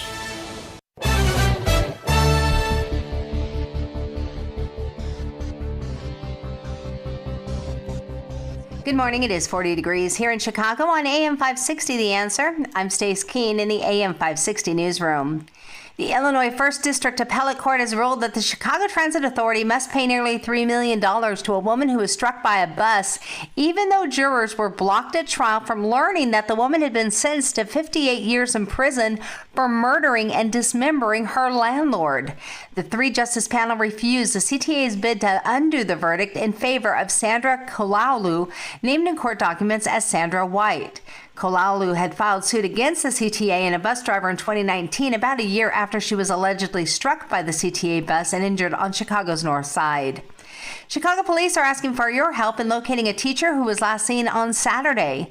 Police say 53-year-old Linda Brown is 5 feet tall. She weighs approximately 130 pounds, has a fair complexion with brown eyes and brown hair. She may be driving a blue Honda Civic and may need medical attention. Anyone with information on Linda Brown's whereabouts is asked to contact 911. 2 people were stabbed last night at a CTA Red Line station. According to reports, that stabbing happened just before 11 o'clock on the platform at the 69th Street stop in the Greater Grand Crossing area. Police say a couple were arguing with the suspect who pulled out a knife and then attacked them. 37-year-old woman suffered wounds to her chest while a 24-year-old man was stabbed in the back. Both victims were transported to area hospitals and are listed in fair condition. Police have no suspects in custody at this time. This report is a service of Air Right Heating and Cooling, offering AM 560 listeners $56 off any service, including inspections, or take advantage of limited time federal rebates on a new furnace. Visit Air Right Heating and Cooling today at AIR-RITE.com. Again, that's AIR-RITE.com. A check of the roads is coming up in 2 minutes, but time now for the AM 560 Business Beat, a service of Signature Bank. I'm Charles Payne, and this is the Fox Business Report. General Motors sales dropped 7% in the last quarter as signed car shoppers are pushing back against higher prices. Sales also declined recently for Honda, Hyundai, Mazda, and Nissan. Toyota sales increased 8% in the period, though it is predicting a tough year. Volkswagen and Porsche are recalling more than 500,000 vehicles in the U.S. A software error could lead to problems displaying the rear-view camera image. The recall impacts various models from the years 2019 to 26. Dealers will make a software fix free of charge. NVIDIA CEO Jensen Huang says the company's next generation of chips can deliver 5 times the artificial intelligence computing of current models, and he says the chips are in full production. That's your Fox Business Report. I'm Jenny Coselda. Invested in you. Mike Gallagher stands up to the bullies. I think this boils down to recognizing the actual evil that we're facing. It is absolute evil to attack Erica Kirk. There's no gray area here. You want to sit around and attack a grieving widow who just months ago lost her husband. You're rotten to the core. Your soul is gone. The Mike Gallagher Show, weekdays at 9 on AM 560. The Answer. Sean Thompson here, and with me today is my friend Dr. Michael Huber, who is one of the creators and developers of Virago. Why don't you tell us what Virago is and the benefits of it? I created Virago with 23 natural ingredients that work together to create this immune response in the body. I created it to fight viruses. Well, what I love about it is I don't want to put anything in my body that isn't natural. So I love the idea that you took 23 natural ingredients and mixed them together. And the benefits of that can be different to everybody, as everybody's unique, but at least you know they're all natural ingredients. They're natural bioflavonoids, natural vitamins, nothing synthetic about the vitamins. Like they have synthetic E out there and they have that. I didn't use any of those synthetic vitamins. Only natural vitamins, only natural bioflavonoids. That's the only thing that I would use. I absolutely love it. Go to myvirago.com. Use coupon code IMMUNE to save 30%. Virago and Maha. Maha starts with Virago. Making America healthy again. My name is Whitney Allen. I am a widow. My husband, Ryan, died. We never thought in a million years we'd have to use life insurance. The unexpected happened. With Ethos, it is so fast and easy. It's 100% online. You can get a quote in seconds, apply in minutes, and get same-day coverage. No medical exams, and you can get up to $3 million worth of coverage through Ethos. Get your free quote at ethos.com/term. That's ethos.com/term. Time spent on application may vary. Online health questions required. Sniffles and sneezes got you down? GoodRx is here to help with big savings on commonly prescribed cold and flu meds. GoodRx is free and easy to use. GoodRx is accepted at all major pharmacies like CVS, Walmart, and Walgreens. Just search your prescription, find a coupon, then show your pharmacist at the drop-off counter. GoodRx is not insurance, but it works whether you have insurance or not. If you do, GoodRx may beat your copay price. Download the free app or visit GoodRx.com to save today. Wesley Financial Group is not a law firm. I'm Chuck McDowell, founder of Wesley Financial Group. Did you buy a timeshare because they told you it was a great investment? That's a lie. Most timeshares can be bought online for $1. To find out what your timeshare is worth and to cancel it, call us today and we'll send you our timeshare exit kit free with all your options for cancellation. Call Wesley for your free exit info guide. 800-486-9600. That's 800-486-9600. Welcome to the most wonderful time of the year when millions of Americans open their credit card statements, scream in terror, and start looking for new ways to save money. If that's you, why not cut your wireless bill in half with a saver plan from Pure Talk? You'll get unlimited talk, text, and 3 gigs of high-speed data on a super fast 5G network for just $20 a month. Ho, ho, ho. Just dial pound 250, say micro, and Pure Talk's U.S. customer service team will help you switch in minutes. Again, talk, text, and data for just $20 a month. Taking a look at the roads from the Team Hochberg Traffic Center, I'm Sue Aller. The Dan Ryan from 95th to the Byrne Interchange, 28 minutes. Outbound is 12. You do have an accident in the express lanes inbound at 47th Street. Jam-packed on the northbound side of Lakeshore Drive as you head into Hollywood Avenue, and you got a crash on the 57 inbound at 103rd Street. The Stevenson inbound is 33 minutes from the Tri-State to Lakeshore. Outbound is 20. The Eisenhower from the Jane Addams to the Old Post Office, 49 minutes. Outbound is 44. The Kennedy inbound from O'Hare to the Byrne Interchange, 39 minutes. Outbound, 44 minutes. Inbound on the Eden from Lake Hook to Montrose is 16. Outbound is 23. This report is a service of the Daily Podcast of Chicago's Morning Answer and the Sean Thompson Show. Hear both shows with limited commercials when you subscribe for free to the Daily Podcast at 560theanswer.com/podcast. Chicago's Morning Answer continues next, but now a check of your forecast from the National Weather Service. Today, expect some scattered light rain in the morning with mostly cloudy skies for the rest of the day. The temperature will reach a high of 42. Tonight, there might be some light rain early in the evening with low clouds expected later on. The temperature will drop to a low of 32. I'm meteorologist Jason Caterina on AM 560, The Answer. Get the latest weather, traffic, and news updates online at 560theanswer.com.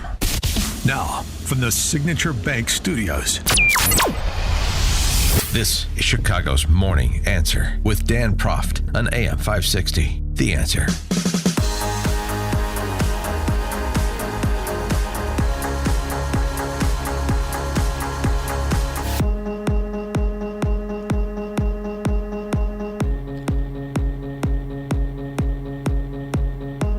Top of the morning, Dan Proft here. So, of course, today is the 5th anniversary of J6th. Something that's still referenced on again, off again, when leftists try to throw the kitchen sink at Trump and MAGA world, generally speaking. One of the individuals caught up in the prosecutions after the riot that occurred on January 6th was Thomas Caldwell, a U.S. Navy veteran from Virginia. He was folded in with the Oath Keepers and Oath Keepers founder Stuart Rhodes. He was one of the few that was charged with seditious conspiracy. You know, so many of the charges against J6ers were process crimes and innovative uses of federal statute to whack people with obstruction charges. Ultimately, Caldwell was convicted, charged with seditious conspiracy felonies. He was ultimately only convicted of tampering with evidence, which is essentially turns out to be basically a process crime. And he was granted pardon by President Trump, although it was sort of after the fact, in terms of he had already served his time for the charge that upon which he was convicted that ultimately stood. But he's written a book about the experience, The Mouths of the Wicked, a true January 6th story of corruption, persecution, survival, and victory. Tom Caldwell, Navy veteran, and J6er joins us now. Tom, thanks for being with us. Appreciate it. Thanks for having me on the air, Dan. So I know you were there from reading about your story. You were there with your wife. You never went into the Capitol, and yet you were folded into the Oath Keepers and the alleged seditious conspirators. How did that all transpire? Well, as you pointed out, never went into the Capitol, never committed violence, never hurt anybody, never broke anything. And so your question is spot on. And as I sat in solitary confinement for months at a time, I thought about that myself. We found out through discovery, that's the process of getting the so-called evidence they're going to whack you with, that since I had met a couple of members of the Oath Keepers organization, and one of them actually had my phone number in her phone, that was the problem. And as many veterans know, you refer to each other by the rank that you had on active duty. I was a Navy lieutenant commander when I retired. And so this veteran of the Army Rangers had put my phone number in her phone as Commander Tom. So when they attacked her home, took her in custody, and got the phone, within 2 hours, an FBI special agent had a signature of a federal judge on an arrest warrant for me as the commander of the Oath Keepers and the commander of the attack on the Capitol. You can't make this stuff up. And you had no association with the Oath Keepers? No, never been a member, never been an officer. I did meet a couple of them, and I got to tell you, they are not what they're portrayed as. They are an organization made up of veterans and current and former law enforcement. They're a community service organization that responds to things like natural disasters. They're there to help their neighbors before FEMA arrives. Well, even if they weren't, you're allowed to meet, let's say they were criminals. You're allowed to meet criminals so long as you don't engage in criminal activity with them. I mean, meeting somebody as a member of an organization is not a crime as far as I understand. Now, stop making sense, Dan. Yeah, well, that has nothing to do with the way the DOJ operates. They live on the idea of shredding constitutional, civil, and human rights. And so, I mean, just take us through that process, though. I mean, I assume that you and through your attorney are making the same sort of points that I'm making and others. And so the response from federal prosecutors is what? Well, basically, they just kept heaping more new fantasy charges on me. as we presented evidence that they were lying about the other stuff, they just make more things. It got to the point where my lawyer just said, Tom, look, they know you're innocent, but they don't care. They want to put you in jail for the rest of your life because it fits their narrative. So ultimately, I mean, take us through. So you're charged with seditious conspiracy. As I mentioned, ultimately, only one conviction stood up until you were pardoned, and that was for tampering with evidence, which I understand was deleting a text. But just take us through the entire process of the initial charges, then the charges that were dismissed, then the conviction and the pardon, and what that text was all about. Oh, sure, absolutely. Well, initially, there was no conspiracy involved at all. They said it was trespassing into the Capitol, attempting to hunt down lawmakers, doing violence inside the Capitol, damaging property. All of those things were finally just floating away in the ether. It was a year later that they made up seditious conspiracy, conspiracy to obstruct, conspiracy to prevent an officer from discharging their duties, obstruction of an official proceeding, and I'm just reading them off the charge list, and tampering with documents, as you talked about. In the meantime, they bankrupted us. They put me in prison in solitary confinement. They tortured me to try to get me to say things that were not true. Wait. They tortured you? What do you mean? Absolutely. Well, I was in a really rotten jail, not in the gulag in D.C. that people hear about. It was a little country jail in Southern Virginia, and I was put in solitary confinement, and I was subjected to flashing light torture. I was in an ice-cold cell, no windows. I slept on a floor with a threadbare plastic blanket around me, and when all of that mind control stuff didn't work, then they plunged me into total darkness. Let me tell you what that does to your head after a few days. And when that didn't work, they decided that they would ramp it up by give me a little what they called special handling, where they kick you in the groin until you pass out. Gosh, I don't want to get too graphic, but Dan, I was bleeding out of places I shouldn't have been bleeding out of for months, even after my release from prison. Oh wow. So how long were you in solitary confinement? Well, in terms of days, I did nothing compared to some of the people that were in pretrial confinement for 2 years. I was in there for 53 days, but they made it the worst days of my life. And I'm a disabled veteran. The first thing they did was deny me all my medications. And then all of the things that I just talked about, and it was tough. They took me to the limit of my endurance before our attorney was able to get me out. And 53 days, and so you had I don't know if you know, but you essentially had federal agents come in and torture you. I mean, in addition to the psychological torture of the lights and the darkness and so forth, actually physically torture you. Talk about this in the book. You know, there's always a paper trail when the government does something. The U.S. Marshal Service actually checked me out of the Central Virginia Regional Jail in Orange, Virginia, and took me down a country road to do what they would do. So we know who did this stuff. I'm a kind of guy that pulls it all together. I bring the receipts in this book. I don't just make accusations. I show you what they did so that the American people will know the horror inflicted on U.S. citizens, and I'm not the only one. And what was it they wanted from you? Tell us this. What was it that they were demanding from you and torturing you to try to obtain? To confess to leading the attack. They wanted me to point the finger at a go signal given by President Trump, and they wanted me to implicate members of the Oath Keepers, some of whom I had never even met before. They wanted you to implicate the president as well? Yes, and to say the president called us to the nation's capital to make this attack. In fact, during my initial interrogation by the FBI agents, and I've got the transcript, and I share it in the book, they say, well, gosh, I bet you're sorry that you had all that MAGA stuff. I bet you're sorry you got involved with President Trump and voted for him, aren't you? And so what was the text that that you deleted that they used as a tampering charge? As the basis for a tampering charge? Yeah, my wife and I had the most exhaustive pictorial history of our time in D.C. that day, hundreds and hundreds of photos. So what I did was I was sending them to my friends because there's no violence in them.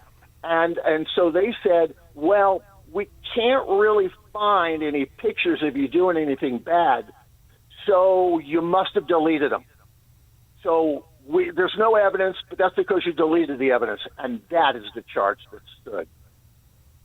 The charge is you tampered with evidence by deleting pictures that we don't know what they were. Right, you got it. And they convinced the D.C. jury who wanted to convict everybody of something. They were going to find everybody guilty of something, but your listeners need to know that I was actually found innocent of all of these other things. The seditious, the conspiracy to obstruct, all of that stuff. And there was a thing called 1512C2, big yawn, right? Obstruction of an official proceeding. Yeah, right. The But- Sarbanes-Oxley thing, right?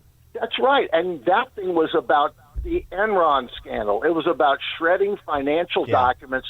So Congress, and so the DOJ misapplied it to me and hundreds of other J6ers in order to imprison them because there is no law in this country against peaceful assembly and redress of grievances. Just on the texting thing. So what did they allege that you had deleted? What I mean, they have to have some theory about what you deleted and some basis to argue that we know you deleted it. What was represented in court? Well, what I was doing was I was sending out selfies and all these wonderful pictures of my day in D.C. Yeah. And they claim that in one of these text messages, I had actually also sent some bad pictures. And because they can't find them, Well, what do they allege was the bad picture? How do they know? Did somebody else receive a bad picture that they tracked down? Not at all. And see, what they were trying to do was they were trying to find proof of their fantasy that I had actually gone into the Capitol and done all of this stuff. And I will point out this one more thing that you'll find really great, Dan. And my phone, which took all of those pictures that day, over 200, and all those videos, is still in the possession of the FBI. They seized it the day they came to my house, and they put all their electronics on it. And they couldn't find any other pictures than the ones that are there. That phone is still in an evidence locker in Manassas, Virginia, in the possession of the FBI. And even if you deleted the photos, then one of the recipients in your address book would ostensibly have these photos, and they could track it on the other end, right? Because they invaded everybody's phone that they could possibly get at their hands on. Electronics, they do that. So they're just suggesting you took photos that indicated you were like casing the joint, you were casing the Capitol or something like that. Is that what they were insinuating? And then you deleted them, even though we can't find them on your end or the end of any of these other alleged co-conspirators of yours. That's basically it. It went into the ether, and I magically made it so that their technology could never find it. I mean, that's astounding. And so, it is. It truly is. I guess you're not appealing that conviction because you were pardoned. Well, sure. And what happened is in January of 2025, 25 months after that one guilty, charge was held up in federal court, I went before a judge to get sentenced. Now, bear in mind, I'd already done the 53 days, and Judge Amit P. Mehta of the D.C. Circuit looked at me and said, Mr. Caldwell, in the final analysis, the government has failed to meet its burden of proof of your guilt. Go home. Good luck. My ruling is time served. Well, all rise. Well, it was time served, but you still had the conviction prior to the pardon, correct? That is exactly correct. And I was not pardoned on the day that the president was inaugurated, when so many were. My pardon came about 2 months after that and was signed personally by the president. So I was a little bit disappointed on the 20th of January, but the important thing was his efforts got people out of prison, and that's what we wanted. And, based on what you say about being tortured and the receipts you say you have as memorialized in the book, are you filing suit against the federal government? Well, we're trying to approach the Department of Justice about these things that have been done. We haven't sued them so far. People are talking about class action suits. That's not really possible. You can't hold individuals responsible because the lawyers and the judges operate under this thing called absolute immunity. But but law enforcement, I mean, but I mean, not being kicked in the groin repeatedly or subjected to torture that's in violation of federal law. That's actionable. That's absolutely true. We have found a good attorney who has approached the DOJ with documentation, the federal government's own documentation of a lot of these things, and said, these things are wrong. Would you like to talk about this? And that's where we are right now. I don't know that we'll actually get restitution in the way that the world understands it in terms of monetary stuff, or you can't go back in the Wayback Machine with Mr. Peabody and undo the hours and days and years that we've lost, my wife and I, under the boot heels. But we can try. And you can try. I mean, look, it's just the same thing at the state level. If you were unjustly imprisoned and you were treated in violation of federal law while you were unjustly imprisoned, I mean, then it's a monetary settlement, just as we see happen all the time at state level when you have improper convictions. True, but in the United States nowadays, justice is just us. It's very hard to get your time in front of somebody that will make a decision for you. In the state of Virginia, for example, they are already telling us, well, the statute of limitations is passed to file something. And I don't know what's going to happen with the new government coming into play in Virginia. This Spanberger lady and her leftists that are coming in, we're probably not going to get a lot of support if we bring a suit or try to, or even talk about this thing in the state of Virginia. So it's kind of up in the air, to tell you the truth, Dan. It's interesting. I mean, because you potentially state level exposure too, because you said you were in a state facility in rural Virginia, right? That's you got pulled out of. This is really interesting. Wow. Tom Caldwell, Navy veteran, a J6er, arrested, tried, thrown in jail, as he just provided in excruciating detail. It's all in the book, The Mouths of the Wicked, a true January 6th story of corruption, persecution, survival, and victory. Tom Caldwell and the book, The Mouths of the Wicked. Tom Caldwell, thanks so much for joining us, and good luck with the book and whatever form of restitution you can obtain. Well, thanks, Dan. We hope that when people read the book, they'll find it engaging, enraging, and maybe encouraging, because my wife and I, we came out on the other side with the help of the Lord. He's the one that carried us all the way through, and we don't know what he has planned for us, but it's going to be good. Very good. All right. Tom Caldwell, The Mouths of the Wicked, thanks so much. He joined us on the Turnkey.pro answer line. The stories you need to know to start your day. This is Chicago's Morning Answer on AM 560. The Answer. Welcome back to Ask Hasselus. I'm Weston. What's your question? What's the secret to your success? Clean living, hard work, and no employees. You lost me on that last one. No employees? Yeah. That's the secret sizzle that makes Hasselus Mattress so popular. How are you successful without employees? You can give our mattresses a try with no pushy sales guy. Nobody talking down to me or breathing down my neck? And with no commission-crazed salespeople in the mix, our everyday mattress prices on Beautyrest, Sealy Posturepedic, and more are way low. How low? Our Queen Beautyrest Elm Cove A is just $7.94. Wow. Plus, free next day delivery. And through Monday, get a free box spring or $300 off an adjustable base with the purchase of any Queen or King size Beautyrest or Sealy Posturepedic mattress. Since you're a mattress store, you could say Hasselus is an overnight success.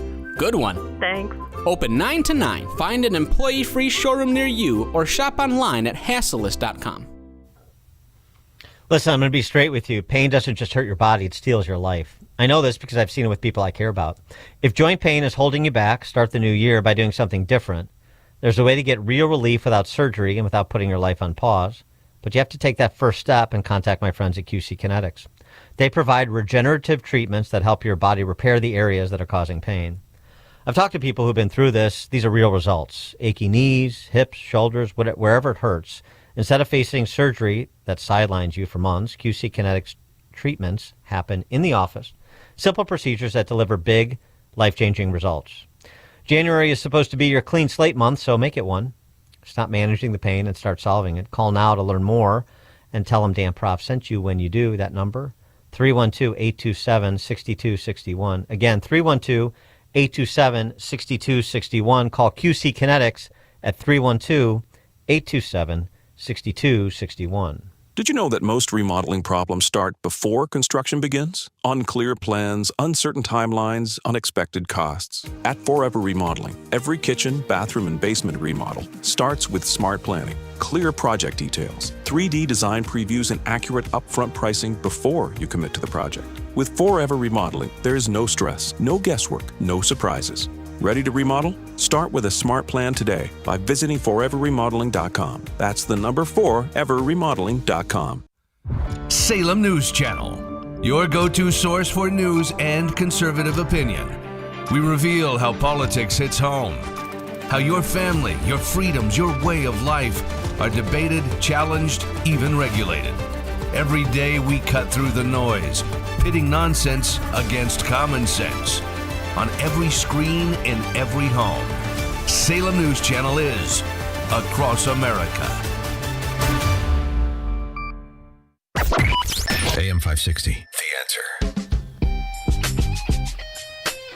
Coming up at 8:38, yes, the Trump Bondi DOJ is aggressively pursuing multiple fraud investigations in Minnesota, and Bill Shipley has the details. Former federal prosecutor Bill Shipley at 8:38. Now we check the headlines. Good morning. It's 40 degrees in Chicago on AM 560 The Answer. I'm Stace Keene in the AM 560 newsroom. A protest is planned for this morning as multiple consumer advocacy groups are rallying against a proposed rate hike from Peoples Gas. Officials with the utility announced that they'd filed a request with the Illinois Commerce Commission to establish new rates starting next year. If approved, customers would see an increase of $10 to $11 on their bill. That protest starts at 11 a.m. at the company's headquarters located at the Aon Center downtown. The Village of Broadview Board has voted to restrict where ICE facilities can operate. The board voted to ban ICE from being within 1,000 feet of residential areas, schools, daycares, and other public areas. And rideshare users will be paying more starting today thanks to a new surcharge that's taking effect. City of Chicago is adding $1.50 to all rides in the city's newly defined congestion zones. That surcharge is in place for all rideshare pickups and drop-offs from 6 a.m. until 10 p.m. 7 days a week. News is a service of Signature Bank. Signature Bank puts you and your business first, delivering a better banking experience. It's Dan Proft's business bank. Visit signaturebank.bank. A check of the roads is coming up in 2 minutes on AM 560, The Answer. Larry Elder wants facts in the argument. It just drives me crazy whenever there is a mass shooting and the immediate call for people on the left to demand more gun control. Never, even on Fox, do you hear somebody say, well, let's also consider how often Americans use guns to save lives, themselves or others, or bodily injury. It just seems to me that should be relevant. The Larry Elder Show, weeknights at 8, right before Sean Hannity at 10 on AM 560. The Answer. Chicagoland certified financial planning professional Tim Stearns discusses taxes in retirement. Most people are paying more in taxes and keeping less of their money to live and do what they enjoy. That's why we've put out the retirement tax bill calculator online. You can see with your own eyes just how much you might be overpaying. It's a valuable tool, $500 value, but we made it free for you to view and run your own numbers at MVPCFP.com. That's MVPCFP.com. To run your retirement tax bill calculator, go to MVPCFP.com. Investment advisory services offered through Cornerstone Securities, LLC. Welcome to another edition of Tuesdays with Tim. My friend Tim Stearns, a certified financial planner with TJ Stearns Financial Planning in Arlington Heights. Tim, how are you? Welcome back. Doing well. Thanks for having me. Tim, for more than 25 years, you've been helping clients achieve financial security and peace of mind, which has to be rewarding. Doing it a long time. You've got a lot of success stories on a daily basis, I'm sure.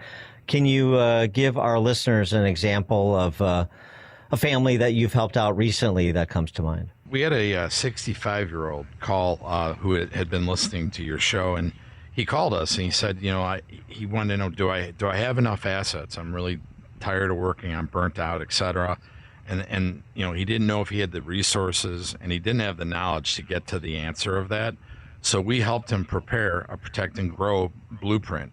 And by doing that, we help position his money for income and cut back on the risks that they had in their current portfolio.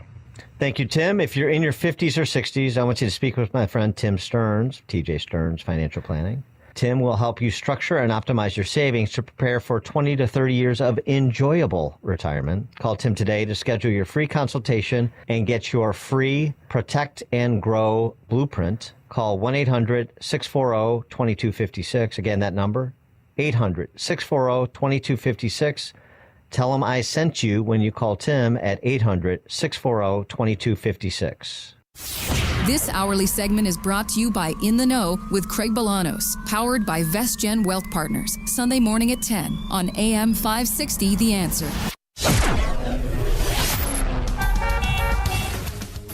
Taking a look at the roads from the Team Hochberg Traffic Center, I'm Sue Aller. It's a busy morning out there on the Eden inbound from Lake Cook to Montrose, 16 minutes. Outbound is 26. We are stop and go on the Kennedy inbound from O'Hare to the Byrne Interchange, 46 minutes. Outbound is 39. The inbound express lanes are jammed between the Eden and Ohio Street. The Eisenhower inbound from the Jane Addams to the old post office, 54 minutes. Outbound is 44. The Stevenson inbound from the Tri-State to Lakeshore, 35 minutes. Outbound is 20. You've got 31 minutes inbound on the Dan Ryan from 95th to the Byrne Interchange. Outbound is 12. And the Reagan Memorial eastbound slows down into the Tri-State. This report is sponsored by Allstate. Some people know you could save money on car insurance by checking Allstate first. Those people are probably saving a carload of cash right now. So what are you waiting for? Check Allstate first for a quote today. You're in good hands with Allstate. Chicago's Morning Answer continues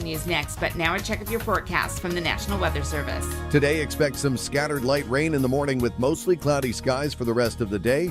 The temperature will reach a high of 42. Tonight, there will be a chance of light rain early in the evening with low clouds later on. The low temperature will be around 32. I'm meteorologist Jason Caterina on AM 560, The Answer.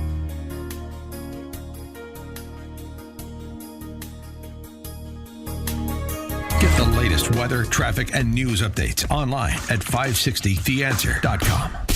Now, from the Signature Bank Studios. If you're looking for the latest news, insight into what it means, and the sharpest opinion, there's only one station in Chicago where you can turn, and it's this one. We're AM 560, The Answer. Top of the morning, Dan Proft here. Well, the feds are on the job, and there are results coming, maybe not as fast and furious as people would like, and maybe not sweeping in certain politicians that they would like swept in. But Boston, the federal prosecutors in Boston just announced indictments in a $7 million SNAP fraud case, Supplemental Nutritional Assistance Program. 2 Haitian nationals have been charged with running so-called ghost stores, tiny shops with barely any inventory that were somehow cashing $540,000 a month in EBT. You know, food stamps, basically. That's 6 times the SNAP volume of a real, fully stocked supermarket. The stores were allegedly used to trade EBT for cash and illegal items and, you know, sort of scaling the street-level fraud with transfer payment programs like SNAP and EBT.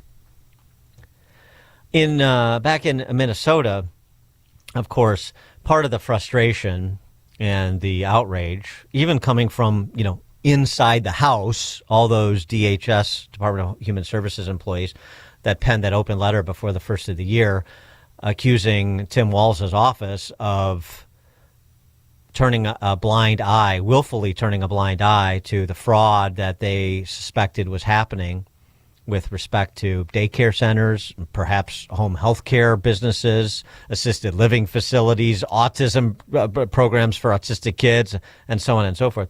Part of the problem and the skepticism is because this has been reported intermittently for at least a decade. And it's not all Nick Shirley. I know, per Tim Walz's announcement yesterday that he wasn't running again, as we discussed earlier in the program. It's Trump. It's mean-spirited Trump that's raining on our neighborliness in Minnesota and right-wing YouTubers. Didn't mention Nick Shirley by name, but that's who he's talking about because of all the attention he's generated with a simple site visit to Quality Learning Center that has been renamed to Quality Learning Center, and others. But this goes back, as I said, a decade, and we've been playing you over the last 2 days clips from local reporters, to their credit, raising these questions, doing site visits just like Nick Shirley, finding the same things years ago, including January of this year, that Nick Shirley found, which is no kids. Actually worse than what Nick Shirley found, because they often found no kids and no employees and no cars in the parking lot. Just an address where the government sends checks. You also had this story, getting back to the point I've been making about going back 10 years. This is a Fox 9 report, Fox affiliate in Minneapolis, going back to 2015, a report on daycare center fraud. They had surveillance tapes from 2015 in Hennepin County. By the way, Mike Freeman was the Hennepin County prosecutor at the time, the same guy who was the prosecutor during the George Floyd imbroglio. And the focus of the expose, or the individual who helped them focus their expose, perhaps that's better worded, was a former fraud investigator named Steve Halicki, who was dismissed, he argued at the time, because he was putting pressure on these agencies to close down fraudulent daycare centers. Order for the scheme to work, the daycare centers need to sign up low-income families that qualify for child care assistance funding. These surveillance videos are from a case prosecuted by Hennepin County. They show parents checking their kids into a center only to leave with them a few minutes later. Sometimes no children would show up. But either way, the center would bill the state for a full day of child care. This video from that same case shows a man handing out envelopes of what are believed to be kickback payments to parents who are in on the fraud. Where was the money going? I don't know exactly where it went. Well, and how does Mike? That's Mike Freeman. How do you not know where the money went? Even back then, it was tiptoeing around these matters because of the political sensitivity. That's what Steve Halicki believed. Steve Halicki spent 15 years as a welfare fraud investigator for Hennepin County.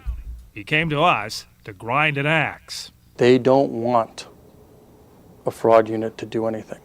They want a fraud unit on paper.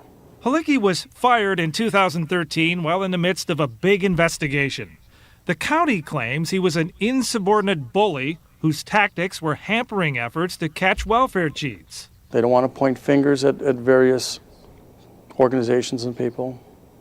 This is nothing but a giant cover-up. You're driving down the street, you have no idea. Halicki contacted the Fox 9 investigators after seeing our series of reports on Deco daycare centers.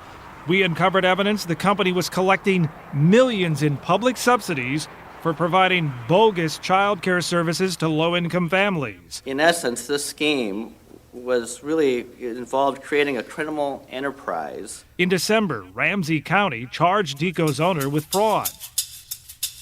The daycares that I'm going to be showing you from this point on all bill over $100,000 a month. Halicki says before he was fired, he was tracking a similar scheme in Hennepin County involving multiple child care centers. He offered to take us on a driving tour to show what he'd uncovered. What does this one say on the door? 7 a.m. to 6 p.m. There are no lights on. This building is housing its third daycare center in as many years. They just got a new license. The two previous daycares had their public subsidies stopped by the county because of billing irregularities. Hour after hour, I would sit here and document nothing. Halicki discovered one center was charging the county for kids who were never dropped off. See those double doors over there? Yeah. Okay. That's a daycare center. You wouldn't know it from this. He took us to center after center that had no sign outside to indicate it was a daycare. When we knocked on the doors during posted business hours, no one answered. If you're driving down the street, would you even know this was a daycare center? Probably not. Yet each location has a state license to operate, But there's nobody in there right now. and is eligible to collect child care subsidies to serve low-income families. I mean, that's blacked out up there, so you can't even tell when the lights are on or off. Exactly. Why would they do that? So you can't prove when they're working and when they're not. You could be billing till 11 o'clock at night, but they gone home, 6 hours earlier. For more on all this, we're pleased to be joined by Bill Shipley. He spent 22 years as a federal prosecutor, 8 years in private practice, and he posted an interesting piece at his Substack. Yes, the Trump-Bondi DOJ is aggressively pursuing multiple fraud investigations in Minnesota. Well, I sure hope so, and we know so to a large extent, because obviously the local authorities have had more than a decade to pursue them, and they haven't shown much interest, have they? Bill Shipley, thanks so much for joining us. Appreciate it. Thanks for having me. So, give us your handle on, the status of where things are, given all of the information that's in the public domain about these fraudsters, Somali and otherwise. Okay, well, let's talk about Minnesota just, as an example. But, my view is just an example. This problem extends across the country. Yeah. It begins with the issue that social welfare programs are handled by the federal government as send the money out first, figure out the legitimacy after. The government functions, the federal government functions, and I get a lot of fraud cases as a prosecutor. The federal government functions on the basis of after-the-fact audit accountability. So, for example, there's no way to confirm the accuracy of every Medicaid billing from every doctor in the country. I mean, you're talking about millions a year. So they simply pay the claims, and then they rely on an audit process to sort of dig out doctors who are, committing fraud. Now, this problem becomes even worse in welfare programs, such as those under scrutiny in Minnesota, where the states use private businesses, private contractors to provide the services to the low-income communities and then get reimbursed by the state. Now you've got multiple levels of bureaucracy involved. You've got the money comes from Medicaid. Medicaid gives the money to the Minnesota Department of Health Services. The Minnesota Department of Health Services has multiple programs being run by bureaucrats, 14 of them currently under investigation. Then those programs just shovel the money out the door to providers, and sometimes that money even goes such as the Feeding Our Friends or Feeding Our Future program. It's going to be distributed at least 2 more levels before it ends up in the pocket of the fraudsters. So you sometimes have 3, 4, 5 levels of distribution of government funds between the federal government that gives the money and the fraudsters who receive the money. And everybody in the middle there, their only business, their metric for evaluation is how many people are they helping. That's basically treated as an honor system. Just tell us, and we'll send you a check. Well, right. But that's, that's not an excuse for this. And I'm not saying you're saying it is, but the stories over 10 years and nobody says, well, let's do a site visit. I mean, all these news outlets are essentially giving you all the goods to make an example of some of these fraudulent providers to send a message to the ecosystem that you're going to get caught if you do this. Right, and let's talk about how broad that ecosystem is, though. So the Feeding Our Future fraud that kind of kicked all of this off, there were search warrants executed in January of 2022 by the Biden Department of Justice, led to 47 people being indicted in September of 2022. That was funded by the Department of Agriculture, a childhood nutrition program. Okay, now there's 14 more programs. I'll get to the connection in a second. There's 14 more social welfare programs under investigation by the Trump Department of Justice that is funded by Medicaid. That's HHS. I'm not entirely sure just yet, I haven't looked into it, where the funding for child care comes from. It could come from Medicaid, could be, combo, federal and state. Yeah. Mm-hmm. Yeah. So you have multiple funnels of money coming out of the federal government that is only limited by the imagination of the fraudsters. Yeah. And when the fraudsters start advocating for something, the state will step in and meet a program. So in Minnesota, and this is actually in every state, they have what's called waivered programs. And a waivered program is a program that applies to operate outside the typical rules imposed by Medicaid on the distribution of public funds. And they make a case for, we're going to do something innovative. It's going to be a little different. It's going to be more effective. And then HHS, Medicaid, approves it, and now they're not bound by the rules. And they just basically operate under whatever process and system they design for themselves. Now, what happened is the COVID fraud involving the childhood nutrition program was so ridiculous. I mean, you're talking about Somali community providers claiming they were feeding hundreds of thousands of meals a month. There's not that many kids. Yeah. But it was such easy money during COVID. It was just a fraudulent invoice, get a check. A fraudulent invoice, get a check. Over and over and over again every month. What happened was, as part of that investigation, the Trump administration realized, hey, some of these people are getting money from more than one public program. There's one particular one that kind of kicked off the second part of this investigation. It was an operator of a daycare center, a health clinic. Operator of a health clinic claimed to have fed 350,000 meals under the childhood program, but at the same time got $14 million for autism treatment. So that was Medicaid money. So they're getting USDA money for feeding non-existent meals to non-existent children, and then getting millions for performing autism services that were never provided to kids who didn't need it.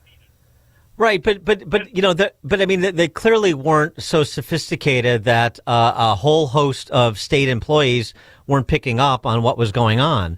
Thus, this open letter that they posted last month, essentially going after the governor's office and saying we tried to raise the specter of these fraudulent activities and we were turned away or threatened at every turn, and so one wonders if there's at least a possibility that you will have official misconduct here, that you'll see some legal accountability for the people that have oversight responsibility for these programs, including the elected officials.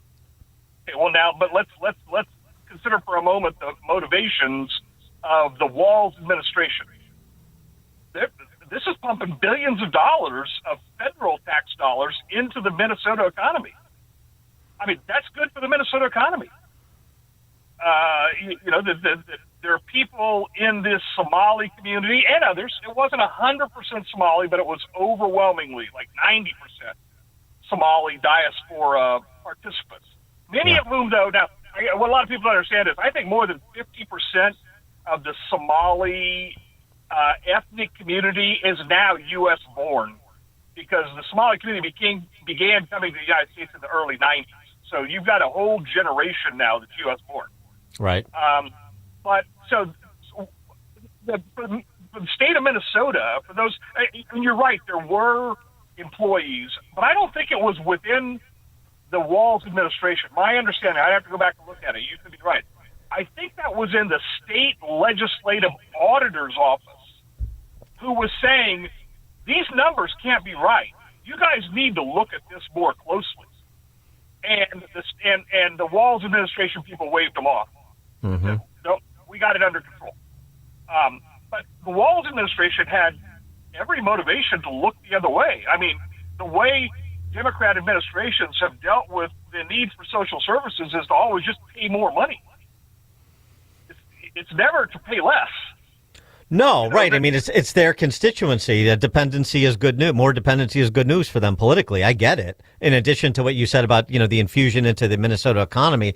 But the point is, yeah, and I guess you have to have some sort of evidence of intent because then you have intent to defraud, but potentially by bureaucrats or elected officials. But I mean, that's clearly what's going on here. You get everybody gets a little bit of taste. The fraudsters at the top of the pyramid are reaping millions of dollars. It's being sent all over the place, including walking through the local airport, according to TSA whistleblowers, and on its way through Abu Dhabi to Mogadishu to Al Shabaab. Maybe. I mean, this stuff is crazy. This is like a Jean Le Carre novel, and so you have people that are understandably looking for accountability beyond those street-level fraudsters. Well, and let me back up just real quick to make this point, which I think underscores your point. The Biden administration indicted 77 people in connection with feeding our future childhood nutrition fraud. Right. The last indictment by the Biden Department of Justice was in February of 2024. So that's 11 months before the end of the Biden administration. They never indicted anybody for any other program. That one was it was just so massive it could not be ignored. And the Trump administration takes over in January 2025. By May of 2025, the Trump administration starts indicting people in other frauds because the Trump administration was willing to say, let's turn over some of these other leaks on the ground and see what we find. And now they've indicted people in 4 Medicaid-funded programs for fraud, which the Biden administration never touched, never wanted to look at, never wanted to inquire about, because it was going to implicate a one-party state. In effect, Minnesota's a one-party state. Yeah. And they knew it was there. It was political dynamite for them, so they opted to simply look the other way. Now, for purposes of criminal accountability, federal fraud statutes require an intent to essentially receive money by false or fraudulent misrepresentations.